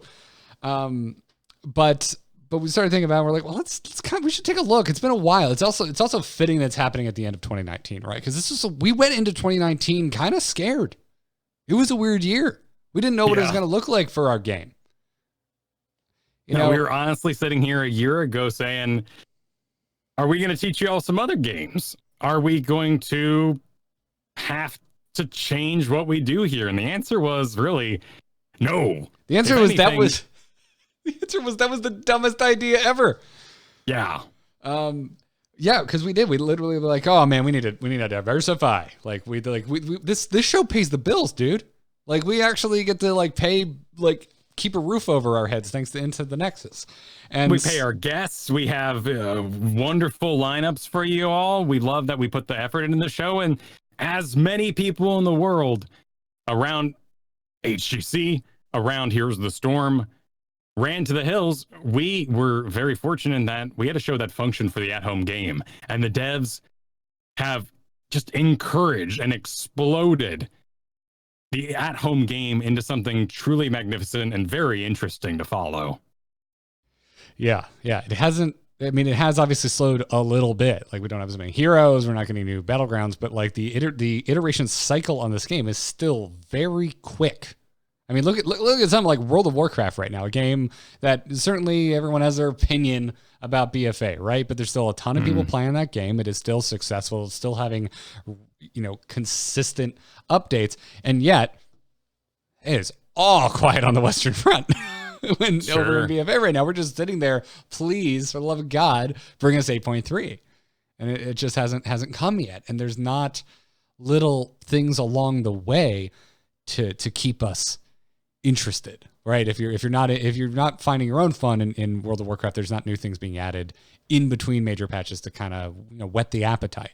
Whereas over here in Heroes of the Storm, the game that a year ago we were reading a letter and bemoaning the loss of the esports, thinking what does the future hold?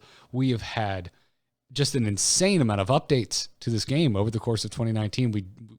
It's been really good. And it's weird because it doesn't happen that often, but every now and then, folks do ask, like, oh, hey, you cover Heroes. How's that going? Do you have enough to talk about? I'm like, it's literally everything I do, the show that is the easiest to put together. It writes itself because the game is so constantly evolving.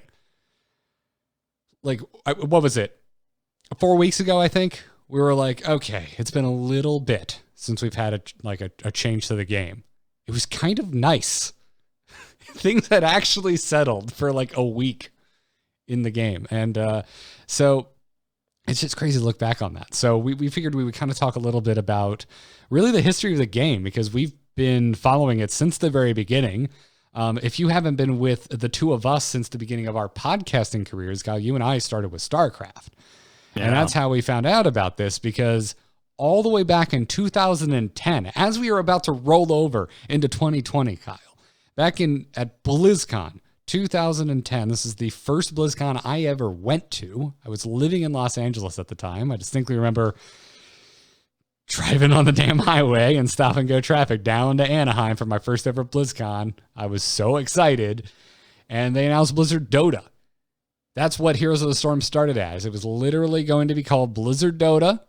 And it was announced as an upcoming custom map for StarCraft 2's arcade. It wasn't going to be a standalone game. You're going to have to get into StarCraft 2 at the time, what would have been Wings of Liberty, go into the arcade and find your Blizzard Dota map. That is bizarre to think about.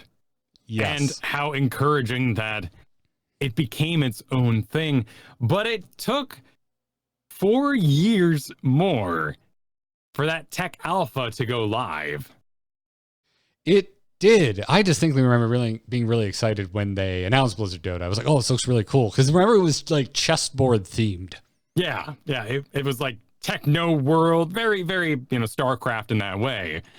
But it was its own beast. It was definitely going to be a one and done kind of thing. And as we learned from the devs, they just had such a good time making it. They enjoyed embellishing it to such a degree that it became the celebration of Blizzard that it eventually turned into Heroes of the Storm. Now, of course, there was some legal battles in there. Dota 2, Valve had to battle out the name Dota. Can you, this is literally before Dota 2 was a thing. Because Dota 2 was announced and then Blizzard and Valve got into a legal battle over the rights to the name Dota. And that battle and they eventually came to an agreement. I think it was out of court or something, if I remember correctly. Don't quote me on that. But whatever the case is, obviously we know Valve got to keep using Dota, and then Blizzard changed the name of Blizzard Dota to Blizzard All-Stars.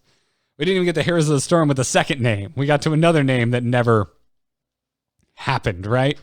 So fast forward to 2013. So 2010 Blizzard Dota is announced. We get a couple of BlizzCons with like some updates to it. I think we got a playable demo at some point, maybe. I honestly don't remember. BlizzCon 2013, Heroes of the Storm is announced. So between 2010 and 2013, Blizzard Dota became Blizzard All-Stars, and then at 2013 they had a cinematic and a name change to Heroes of the Storm. Well, and to pull back the curtain a little bit on how we ended up here, in the Christmas of 2012, switching over to 2013, I bought for my friends Dota skins and send them via Steam. So I was already playing quite a bit of Dota MOBA with you, Garrett, when eventually they announced Here's the Storm, and our Dota time died that day. Those skins have collected dust. Yeah. Yeah, you spent a lot of time teaching me how to play Dota 2. I enjoyed it. The games were exceptionally long, though. We were still playing StarCraft, still doing StarCast. We did a one-off StarCast episode that wasn't about StarCraft. It was about the International 2. I think it was the second International. This is kind of the one peak. I attended. Yeah, this was kind of the peak. And also a peek behind the curtain. You and I in the background were drawing up plans to start a Dota 2 show called The Secret Shop. Mm-hmm. I even made a logo for it and everything. I think there might still be a hidden blog somewhere over on the Emu TV. Like, if you look through the directory, maybe I deleted it. Doesn't matter. Never happened because Heroes of the Storm got announced. We're like, oh shit, it's going to be a standalone game. We're done. Doesn't matter. Buy Dota. We're getting into this. We were just so excited because we get to play as characters that we gave a shit about, right? It wasn't the Chinese knockoffs of the Transformers. Right. Exactly. I got to actually be Optimus Prime. So, I mean, it was just nuts, man. And so, moving up again in 2014, October 7th, the tech alpha went live. I think you and I got in the second week of it. Yeah, we were pretty close. We didn't have to wait that long. Then we had the closed beta in early January of 2015, and then the open beta in May of 2015. And that is wild. Yeah, it's just crazy to think about that. And I mean, for us specifically, I mean, back in so we started in 2010, right? God, we started in April. We started podcasting together April of 2010. All right, we don't have to wait as long for our 10-year anniversary. For some reason I thought it was July. No, because that would have been like the release of Wings of Liberty. Because we started during the beta. Doesn't matter. Oh wait, no, sorry, that wasn't it. I've got the wrong note here. April 3rd. I don't remember. Oh, I didn't put the year. Bad me. It had to have been 2014. It was definitely 2014. April 3rd, 2014, Kyle. Our first show together, StarCast. It was at like 180 some odd episodes at that point. Officially went on hiatus. Yeah. The Swarm host meta and the Legacy of the Void just like nowhere in sight. We just decided to call it, and because the tech alpha for a game called Heroes of the Storm, we were out. We were already doing a Heroes of the Storm segment on StarCast, and we decided it was time. And then the following week, on April 10th, Into the Nexus, episode 1, titled Step 1, Don't Die, hit Still RSS true? feeds. Still true. Still true, yeah. Step 1, don't die. So it's that's nuts, and we've been going ever since. My God. So dude, you want some quick stats? Bring them on. All right, so let's say an average of 90 minutes an episode, right? Because we've had some episodes that have been closer to the hour mark. We've definitely had episodes that are closer or over the 2-hour mark. Well, we aim for that 90. So let's just go with an average of 90 minutes. That means we have over 27,000 minutes, unique minutes of Into the Nexus listened to, or 450 hours, or if you played every single episode of Into the Nexus back to back, unbroken, you could listen to our stupid voices for 19 days straight and never hear the same episode twice. Now, since it's a news show, that would be damn confusing to do. Yes, I would not recommend it. No, you should be actively playing the game and keeping update with us.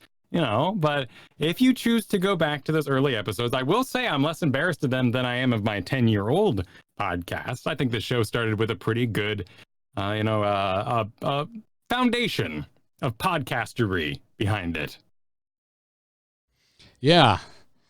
I mean, just dude, like, I'm really proud of the show. I'm really proud of us as a team, because it was scary when we initially made the jump, right? Yeah. Like StarCast was the first show we did together. You'd been podcasting for, I think, 1 or 2 weeks before we started that together, because you were doing Biggest Fan with Brockett. So we're still very comedy new. show. Yeah. And I didn't know what to think. It was weird to kind of put it to bed. It felt weird, but it totally worked out, because I mean, this show just has exploded. And it's such a unique, I don't know what to say, like thing, like, cause if we're like going off of strictly ratings kind of thing, like it doesn't get as many downloads as the Angry Chicken. Like, let's just put that out. But the amount of emails we get, the amount of support on Patreon we get, like the feedback we get from the community, we get a lot more of it. The Heroes community is just very vocal and very passionate and very involved and interactive in a way that I haven't experienced with anything else. It's more than StarCraft, more than Hearthstone.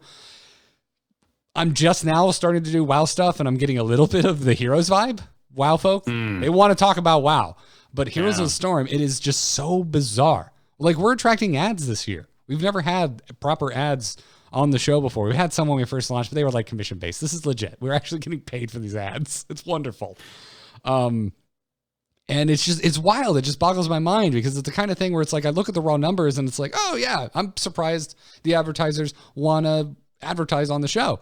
But then I talk to them and they're like, yeah, no, your test went great. A lot of people clicked through. And it's just, you're the reason we do this. Like, whether it's the Patreon, whether it's just like supporting the advertisers that support the show. Like, I'm not used to like this much like reaction and interaction from the community. It is just wild. And it's been that way basically since day one. And it's been a blast to be on the forefront of something, to be able to use my massive MOBA and bizarre lonely childhood, if you will. Not in a bad way. I love playing the video game, but these are games that are a little weird. And yeah, the International and League of Legends took off in the background, but because of our isolation here, we were able to have so much fun with the show. We were able to have a dialogue with you, the fan of Heroes of the Storm, with the listener out there, that is real. And other games, you're always feeling like you're battling a little bit with the old club, with the previous pillars. StarCast always felt like that a little bit. We were the underdogs, to put it nicely, and we were the huge freaking noobs, to put it even still gently.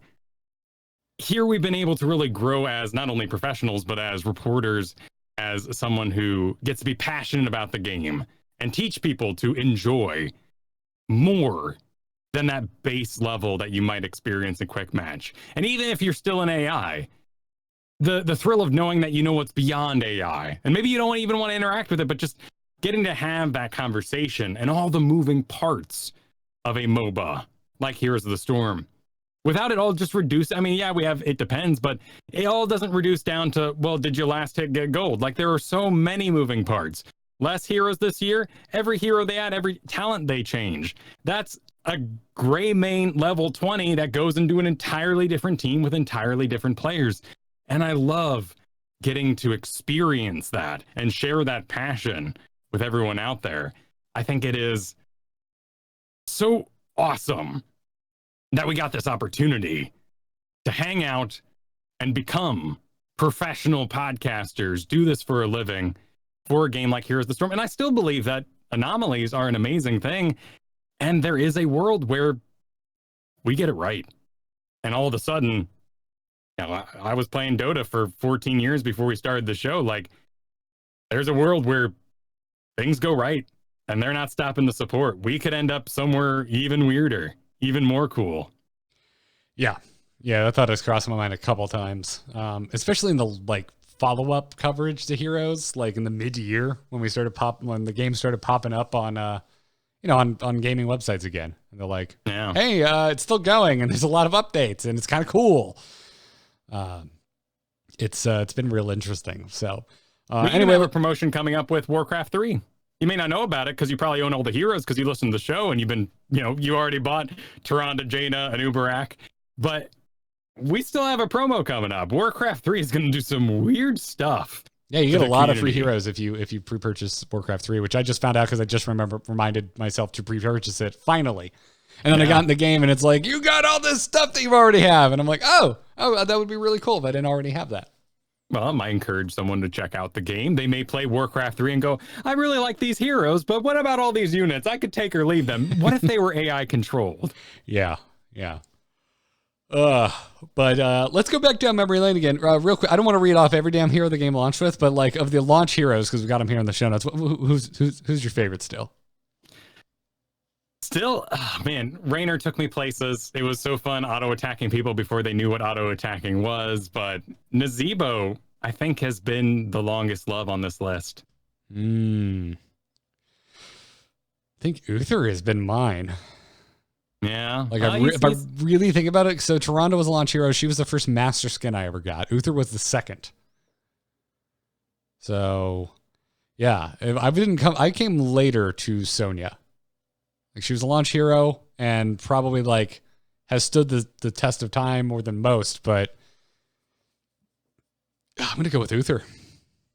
I mean, because of bonus XP and ranked, Diablo, and the first hero ever released on March 18th of 2015, Tychus, is my highest level hero, but Nazebo's hanging around right behind them by Asmodan. I think Zagara is still my highest level hero. Sure, the 25th of June, 2014. Yeah, she was. Yeah, exactly. She was. You may think she was a launch hero, but she wasn't. We got our first heroes released starting in April of 2014. In April, we got both Brightwing and Lily, which is bizarre. For some reason, I have it in my brain that Lily was a launch hero, but Brightwing wasn't, when in reality, they both hit the game at the same time as the first hero. Or no, was Tychus would have been first on March. Right, yeah. So Tychus, that 2014 date, that was before, though, the game was out of tech alpha, I believe. So it was still like a hero added, but not necessarily for a lot of people. Yeah. Okay, gotcha. Yeah, so we got Tychus in March, we got Brightwing and Lily in April, we got Murky in May. This is all 2014, by the way, and we got Zagara in June. Crazy. And we had our first promo with Vala for Reaper of Souls. Like we didn't have Reaper of Souls when we were playing this game. That game feels ancient. Yeah, right, dude? Like, God, you want to talk about a game with not enough updates. Hey, some people just like grinding. I mean, people come into our game and like, what, you just play 5v5 games all day long? And I'm like, what, you're running Waycrest Manor again? We're all weird. Like, just accept it. You're hunting for Pokemon outside. What, you know, whatever. You want to farm the farm on Animal Crossing? Like, we've all got our things. Fair. Yeah, God, there were so many promotions, dude. We looked up quite a few of them, and like there was the HOTS card back in Hearthstone. There was the Hearthstone card mount in Heroes. There was the Grave Golem pet in World of Warcraft. There was the Ironside Direwolf mount in Heroes from playing World of Warcraft. Let's see. There was Malthael's Phantom mount for playing Diablo 3 Season 4. There was the Legacy of the Void. They gave you the Void Seeker mount. I don't have that one actually because I didn't get any of the special versions of Legacy of the Void. That is a mount that has eluded my collection. We got Tracer. If we got the Origins edition of Overwatch, and then there was also the new one, like you mentioned, the Warcraft 3, giving Jaina, Thrall, Anubarak, and Tyrande.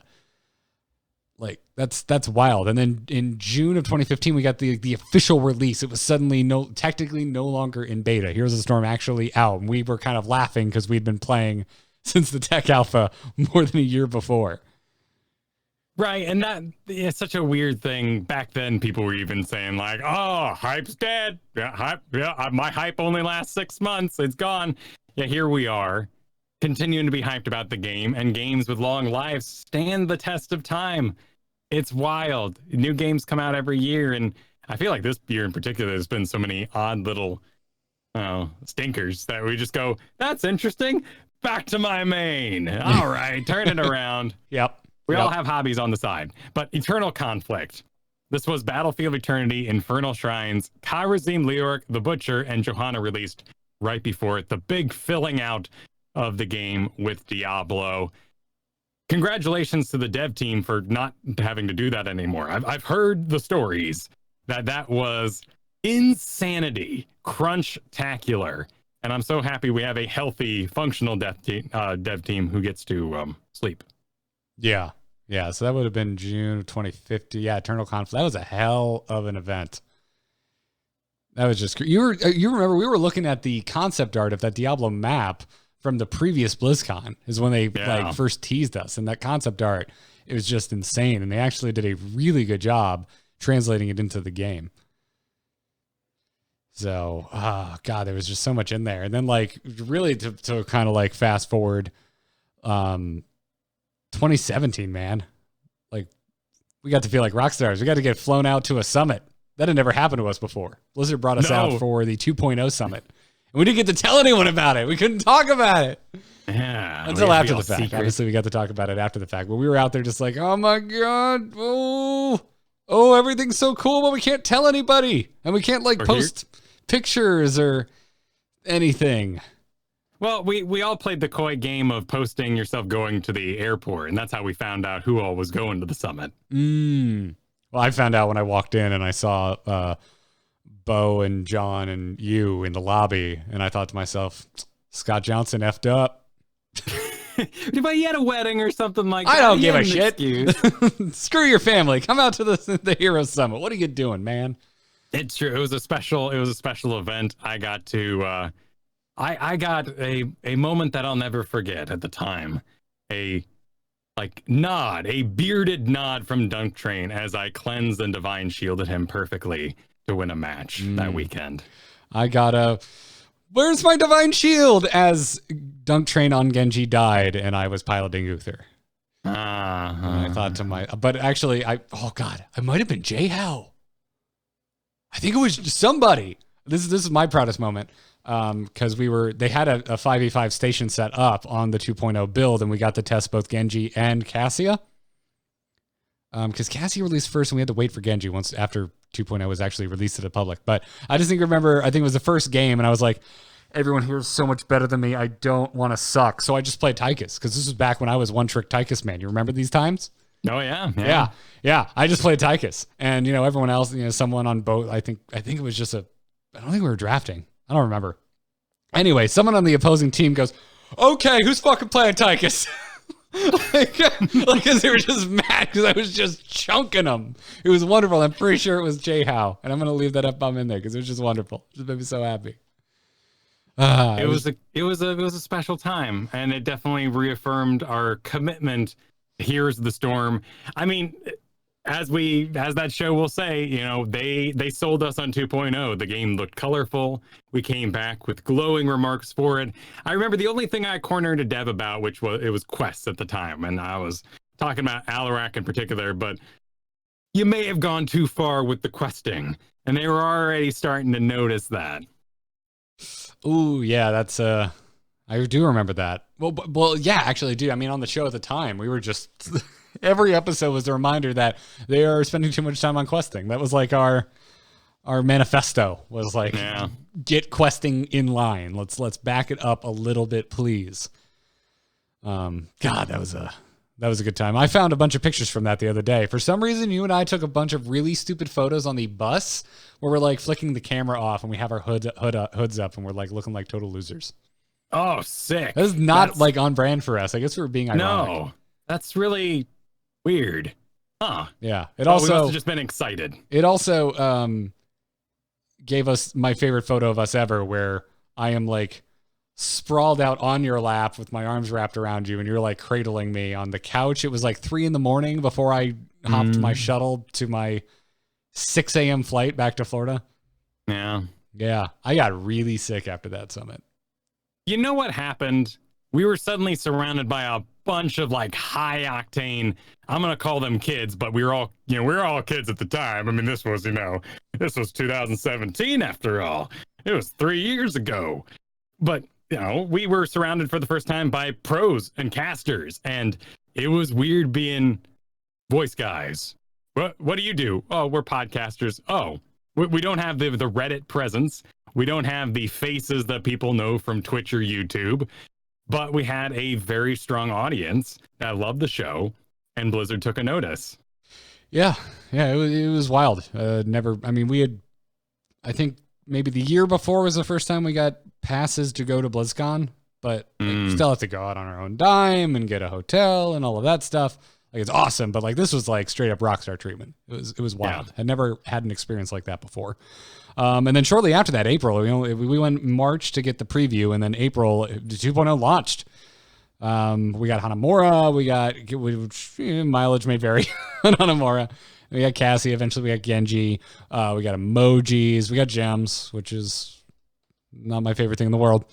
Well documented. I'm not going to beat that dead horse. No, but we don't need to spend our celebration here talking about 2.0 being a bit of a bummer because, hey, it made the game more vibrant and colorful, but it was a weird time. Never forget that 2017, we were on the edge of basically the EA fallout. Loot boxes were in. Mobile games were the new frontier, and everyone wanted a piece. Yeah, but wasn't... Give me just a moment here. When did Battlefront 2 come out? Was that 2017? I'm pretty sure, yeah. It was, yeah. This was like right before the bottom fell out of loot boxes. Yeah. Yeah. That was the best timing on that. We've talked about this before, that it was kind of strange. I still look at 2.0 as a net positive. I thought 2.0 was awesome. I really loved what it did for the collection and for the interface. I just still am not, and it is well documented that I don't like gems. Sure. Yeah. The shard system's great, though. I got a lot of things. In particular, I'm enjoying the pixel sprays at the moment. You can find that they are outsourcing quite a few of their art things like they did with Carbot in the past, but now they have pixel artists, or Omnom made the two skins for this event, the Tickle Mephisto. Oh, I didn't know that. And the Cosmonaut. Designed the skin, or did the sprays associated with them? They did the skins. Oh, damn. Okay, I didn't know that. Yeah, because they've been outsourcing for spray art for a long time. AJ Nazaro, who's a freelance artist that does a lot of Hearthstone cards, is a friend of the show, and he's done a lot of the sprays in Heroes of the Storm as well. Not a Blizzard employee. Yeah. Yeah, great guy. Great guy. If you haven't looked up AJ's work, he's a fantastic Instagram follow. My God. Go check it out. But he did a lot of sprays. A lot of sprays. And then, the other big thing that we haven't talked about yet is the sad one. It's that in November 2018, we had our final HGC finals. Which we didn't know was the final No, finals we didn't. either. I'm so thankful that I was able to go and watch them. It is a very rare thing that at a BlizzCon I get to go watch any finals at all, let alone like the ones I actually want to watch, which one when HGC was going on. Heroes was my favorite esport when HGC was going. And I did, by stroke of luck and scheduling, just have a big open chunk of time during the Heroes finals. So I got to sit next to you. We were all in a line and watch the HGC finals. And I'm so thankful for that because it did end up being the final one. Yeah. It's crazy. The whole stage evolved over years. It was an event. It was a screaming match for many. That place was packed every BlizzCon. It was a reason to go to BlizzCon for so many people. And, the door was closed and we jumped through the window of freedom in balance and the game's exploration. It's such a sad thing. But I love this year. I love 2019. The updates we got, the evolution the game has been fantastic. Yeah, it really has. I've not been bored really at all in 2019 with the game. Which, had you told me that beforehand, I would have been like, you're crazy. There's upheaval. Well, who knows what the future holds? Turns out lots of awesome things in 2019. So, but yeah, we also thought it would be fun to kind of take a look at the release order of Battlegrounds, because it is insane to me to look at some of these dates and think about Battlegrounds that we haven't always had in the game. So when Heroes launched, it launched with Haunted Mines, Blackheart's Bay, Cursed Hollow, and Dragonshire. That's it. And then in July of 2014, we got our first new map, Garden of Terror, which has changed a ton since then. Which I think is why it's broken in my head. Like, Garden of Terror is still in like the new map department, and I certainly would imagine Sky Temple, which came 6 months later, to be in the classic roundup.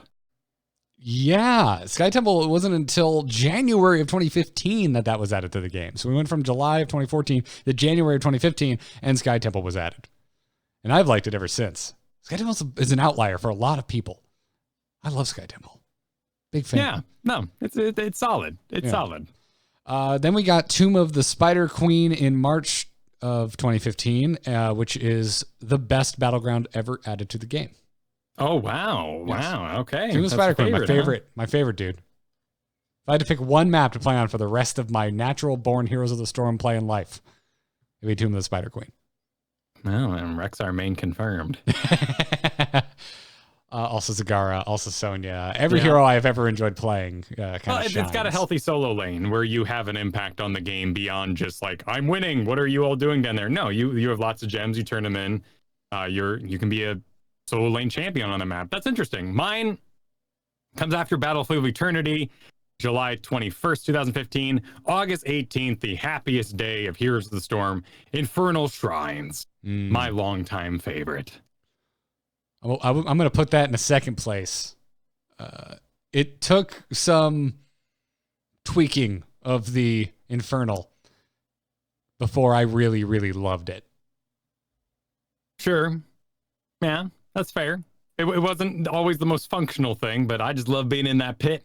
I love charging along with that big boy and getting some business done. Yeah. Both the Diablo maps, frankly, dude, like Battlefield and Infernal, I think, are still to this day phenomenal battlegrounds. Well, and Battlefield is the positive side of draft influence, where we might put, okay, let's not beat up Blackheart's Bay too much, but both are pretty draft dependent. But Battlefield of Eternity just allows for heroes you don't get to see all the time while interacting with each other, whereas Blackheart's Bay is more of a heroes you don't have to see all the time, but we all won't see each other because we're all in bushes. Yeah. And then in November of 2015, I cannot believe it is this old, Towers of Doom was added. Towers of Doom is still in my head as a new map. Yeah, I still think of Towers of Doom is new. It's almost 5 years old. Well, 4 years. It's 4 years old. I mean, outside of like, Chromie, Lost Vikings, and other sort of HGC metas that came and went through there, it feels like the one that still is maybe at least figured out. Dude, you need to see the replay from the one game I played today. The most insane comeback I think I've ever had. Awesome. It was insane. It was absolutely insane. But yeah, Towers of Doom, that's another one that's up there for me. And then in September of 2016, we had our StarCraft event. So we got both Braxis Holdout and Warhead Junction over the course of the month. Warhead Junction's been in the quick match jail for quite a while. I wonder what they're going to do with it. And I mean, and I feel like it's second to Blackheart's Bay in terms of not the best opinion by the community. Yeah. It's like their strategy was, we're going to make a really big map. Yes. That's the tagline. They walked in on the whiteboard and just, a really big map. What's different about it? What's the mechanic? Nukes. Well, it's a really big map. Things explode. It's a really big map and things explode. Braxis Holdout, though. Drama Holdout. Still a stress pile in my book. You know what I'm going to say. What, you win the solo lane and why aren't we winning in the 4-man? Yeah, exactly. Just do your job, man. Do your job better. Why aren't you killing things better? And yeah, then in April 2017, during 2.0, we got Hanamura. Then we got Volskaya in 2017, followed by Alterac Pass in June of last year. Man, those last two were really, really solid on release. Volskaya, Volskaya was not, actually. If you remember, dude, the objective was basically ignorable. Oh, right. We did. Yeah, that was basically the story of 2017, wasn't it? Like, we all discovered that doing pushes without objectives was better, so we'll never touch it. On Volskaya, yeah. The only reason you took it was because it was actually a big boon to a team fight, but the enemy team could just not fight you while you had it. Weird times. Yeah, it just wasn't that good. And then they made some adjustments, and yeah, now I love Volskaya. You go back to those episodes, I was super down on it. I hated it. I couldn't stand playing Volskaya. I'm still not sold on treadmills, but I got used to them. Ooh, I like the treadmills. I like the treadmills a lot, especially post the speed increase. Like, they're really Okay. fast now. They're really fast. Okay. Oh. Dude, there's turrets. You can drop turrets. Like, I've done a full 180. Like, if you remember, I really didn't like it because I was like really starting to get into the solo lane. I was really starting to master Merc timings. And I was like, what is this shit with lanes that have Mercs that don't push the lane? Get me out of here. What is this garbage? And now I'm like, yeah, give me that turret. I'm going to drop it on a treadmill and shove it up your ass while you're trying to take that point. I love it. It's great.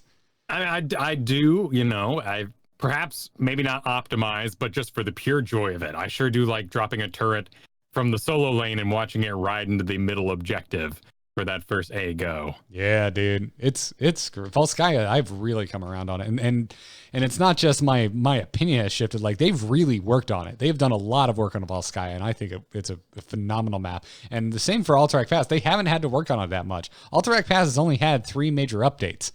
Yeah. I think it's a real crowning achievement. Like, the StarCraft maps are a little weird. Braxis, pretty polarizing. There's a lot of people that love it, like me, and a lot of people that would rather have a more relaxing experience elsewhere. And I don't necessarily blame you. I love teasing you about it, Kyle, but I get it. I get where you're coming from. Warhead Junction, I'm not even going to go to bat for that one. But man, Alterac, Volskaya, some phenomenal battlegrounds. Yeah. Yeah. Agreed. Yeah. And if you've never seen the website heroespatchnotes.com, it can give you some really interesting things because it has information for all of the patches and all of the updates and how many heroes have been updated how many times. Do you know who the top 10 most updated heroes are, Kyle? It wouldn't be who I guessed. Well, it's a little deceptive because obviously older heroes are going to have a leg up in this. Sure. Because they've been around the longest. But they are in order. Lily at the top. I would have never called that in a million years. I would have gone with Abathur. Ooh, yeah. If I had to guess. But he's not on this list. He is. He is. He's number 8. Oh, yeah. Yeah, towards the end there. Yeah. But it's Lily. 2nd place, Brightwing. 3rd place, Sonya. 4th place, Diablo. 5th place, Rhaegar. 6th place, Tyrande. 7th, Stitches. 8th, Abathur. 9th, Nova. And 10, Nazebo. I think Nazebo's sort of grandfathered in there just by nature of, getting touched every once in a while for different metas. But Tyrande is on that list, and you're like, yeah, that's been a journey.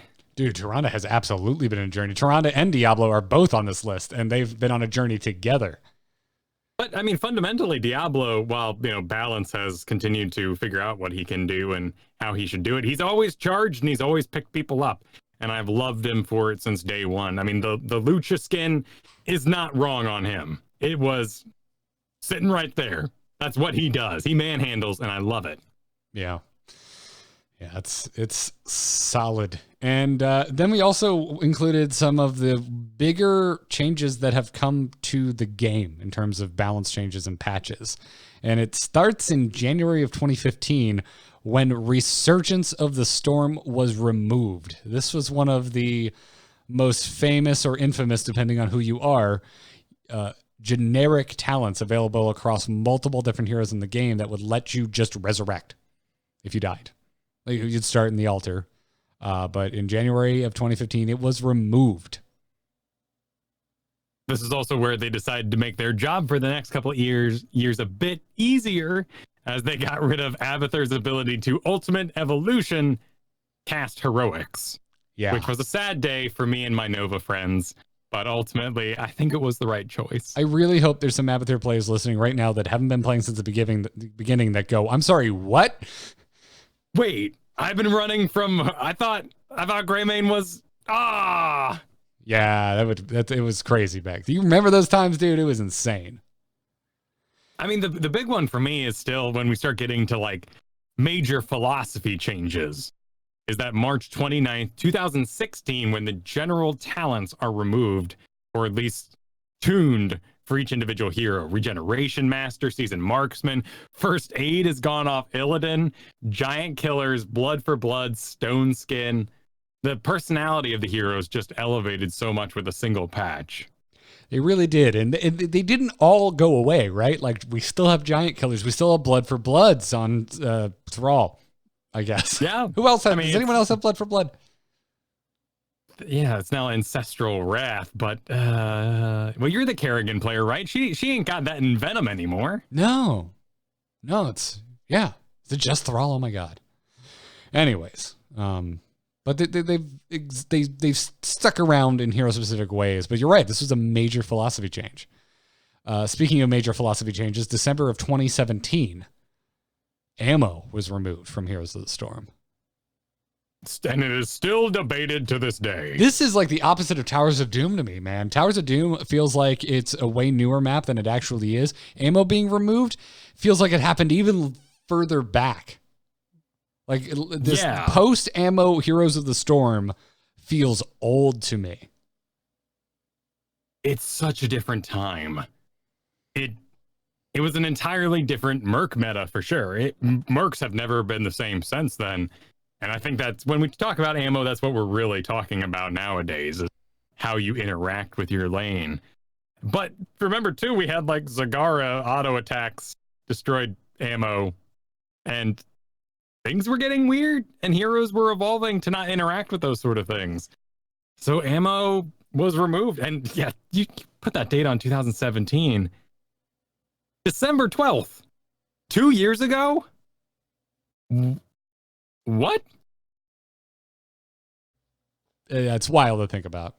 Yeah. And then December of last year was the passive experience changes. The removing of experience earned from destroying forts and keeps. They decreased the experience earned from destroying towers. They halved it. You used to get double the amount of experience that we currently get for destroying towers. Farming towers, man. And then passive experience is just the experience that happens gradually over time, was increased across the board by 15%.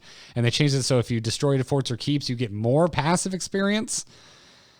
And they also increased the experience gain by defeating or defending mercenaries by 100%, which was about the only thing that kept me sane when I read this change, man. I felt personally attacked when I was going through these notes last year. And I got to that one and I'm like, okay, all right, I can make this work. Hey, but there was no notes. Remember, we were streaming live from BlizzCon the second the opening ceremony ended, and words floated up from a destroyed fort, periodic catapults. And we said, what's a periodic catapult? Oh, that was so much fun. I wish we could have done that this year. Just like throw us a Deathwing, tell us nothing, just let us go. Like, because dude, that was exploratory. It was live and raw. And all the while we're just getting dumped on by Orpheus.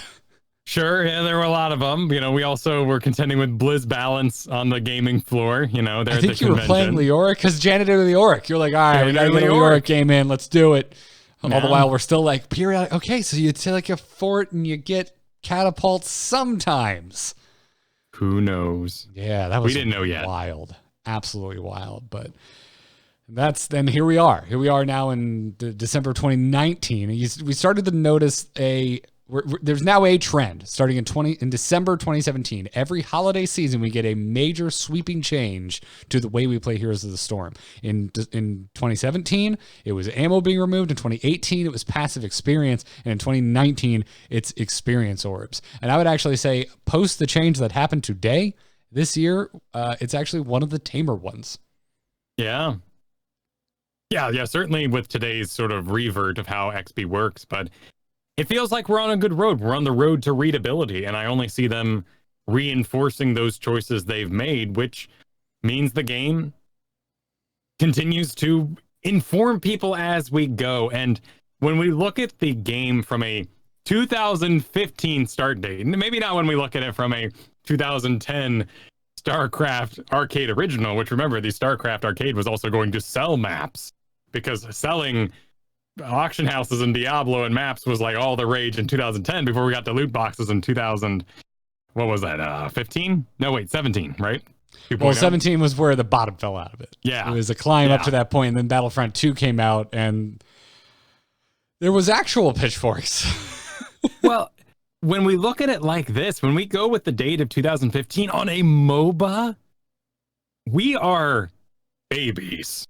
We are 5 years into the show, but 4 years into the game being official and out in the public eye. This game is Well, I mean, we're taking maybe we're going to kindergarten, you know? Like this is baby world, man. And there is so much life left to this. I am so curious to see where the show is going to go alongside the devs. We continue to have increased interactions with them, and while the official channels have changed with so much changing at Blizzard, it's been so cool to get to interact with devs directly, both at BlizzCon and on places like Twitter, and see them active on Reddit. It's a whole different world. Now comes the time, as we reach the end of the 300th episode, as we reach the end of the year, where we say, I can't believe it, and I can't wait for next year. I see the show not stopping, and that's wild. Same. I feel good. And yeah, again, like the end of last year, we weren't sure, man. It was kind of scary. Yeah. Our reaction was, damn, we should... Anthem's next. That's the next big thing. And here we are at the end of 2019, and Anthem is a burning turd in the 12 feet under the ground with concrete buried on or poured on top of its grave. And Here's the Storm is killing it. It's so sad, man. What? Yeah. What? Yeah. Yeah. Oh, man, you want to talk about dead on arrival? Holy crap. Hey, they said they're going to do a Realms Reborn revival, but oh man, my poor brain can't handle any more hope in the Biofront department. That's just... Did you say Biofront? The Biofront department. Nice. The BioWare front. Fair. Well, man, there's no one else I'd rather be on this wild journey with. So thank you for always being here, dude. Thanks for doing this with me. Yeah. Thanks for... If folks, you don't understand, Kyle, this show would not happen without him. I get in the notes and they're already there. I'm here to I get to do my favorite thing in the world, which is tweak. I get to sit there and micro adjust things and figure out what order we're talking about things and go to a percentage calculator and figure out how big some of the changes are. Kyle's in there and he knows how I like things formatted. He gets it. I am super anal retentive with how I like type formatted in a Google Doc. Kyle gets it all. You're a graphic designer, you know? I also, it's just a wall of text, man. Gotta be able to read it. Gotta be able to read it. You get to use it to your advantage sometimes. Sometimes I have a bit of art, like a promo image, and I know it's crap. But you have an art friend, you go to them and you're like, hey, what do you think of this? And they are so offended by the ridiculous font stylings you've chosen that they fix it and give it back to you completely working.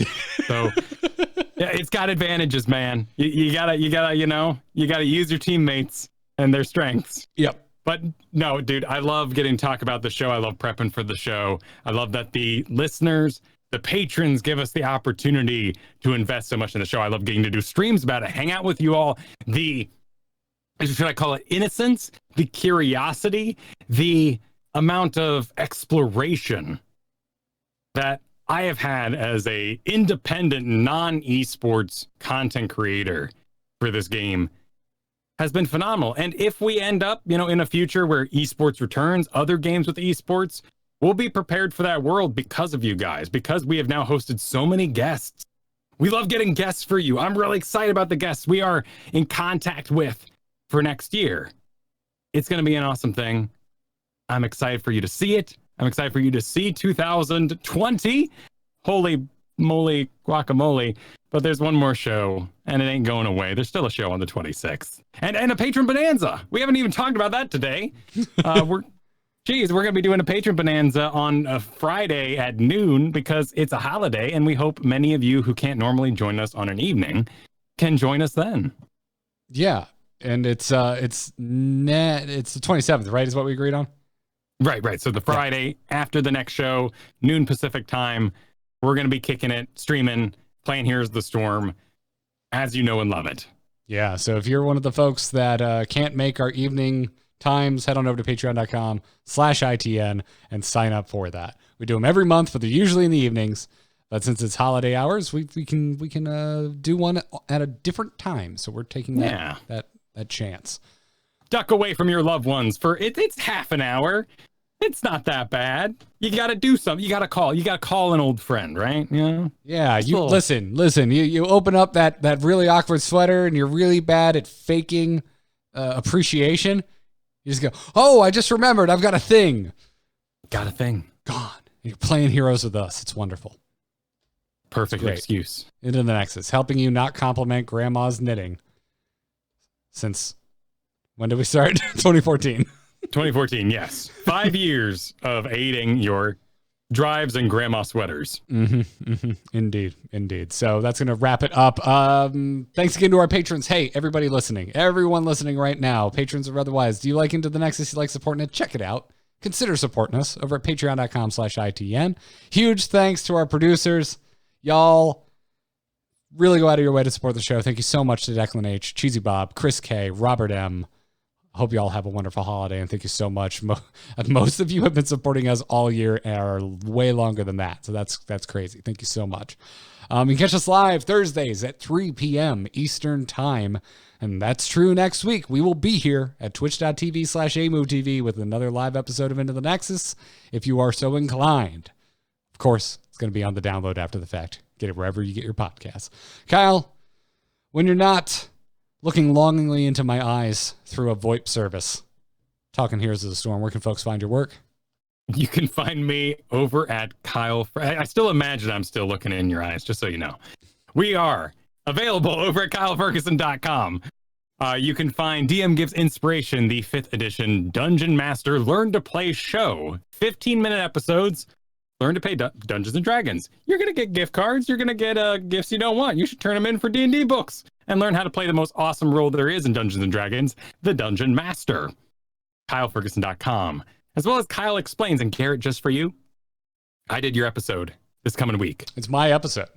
Yes. You requested that I do the YouTube drama, the Kappa. And that's sitting there for you to enjoy over the holidays. Oh, have I been pronouncing it wrong? It's not Kappa, like as in like internet elite. No, I've been saying Copa, like that SOPA bullshit they tried to pass many years ago. I like that you included that reference. That feels good. You know, I like that we're keeping that fresh in people's minds. But no, it's like cops. The cops are coming.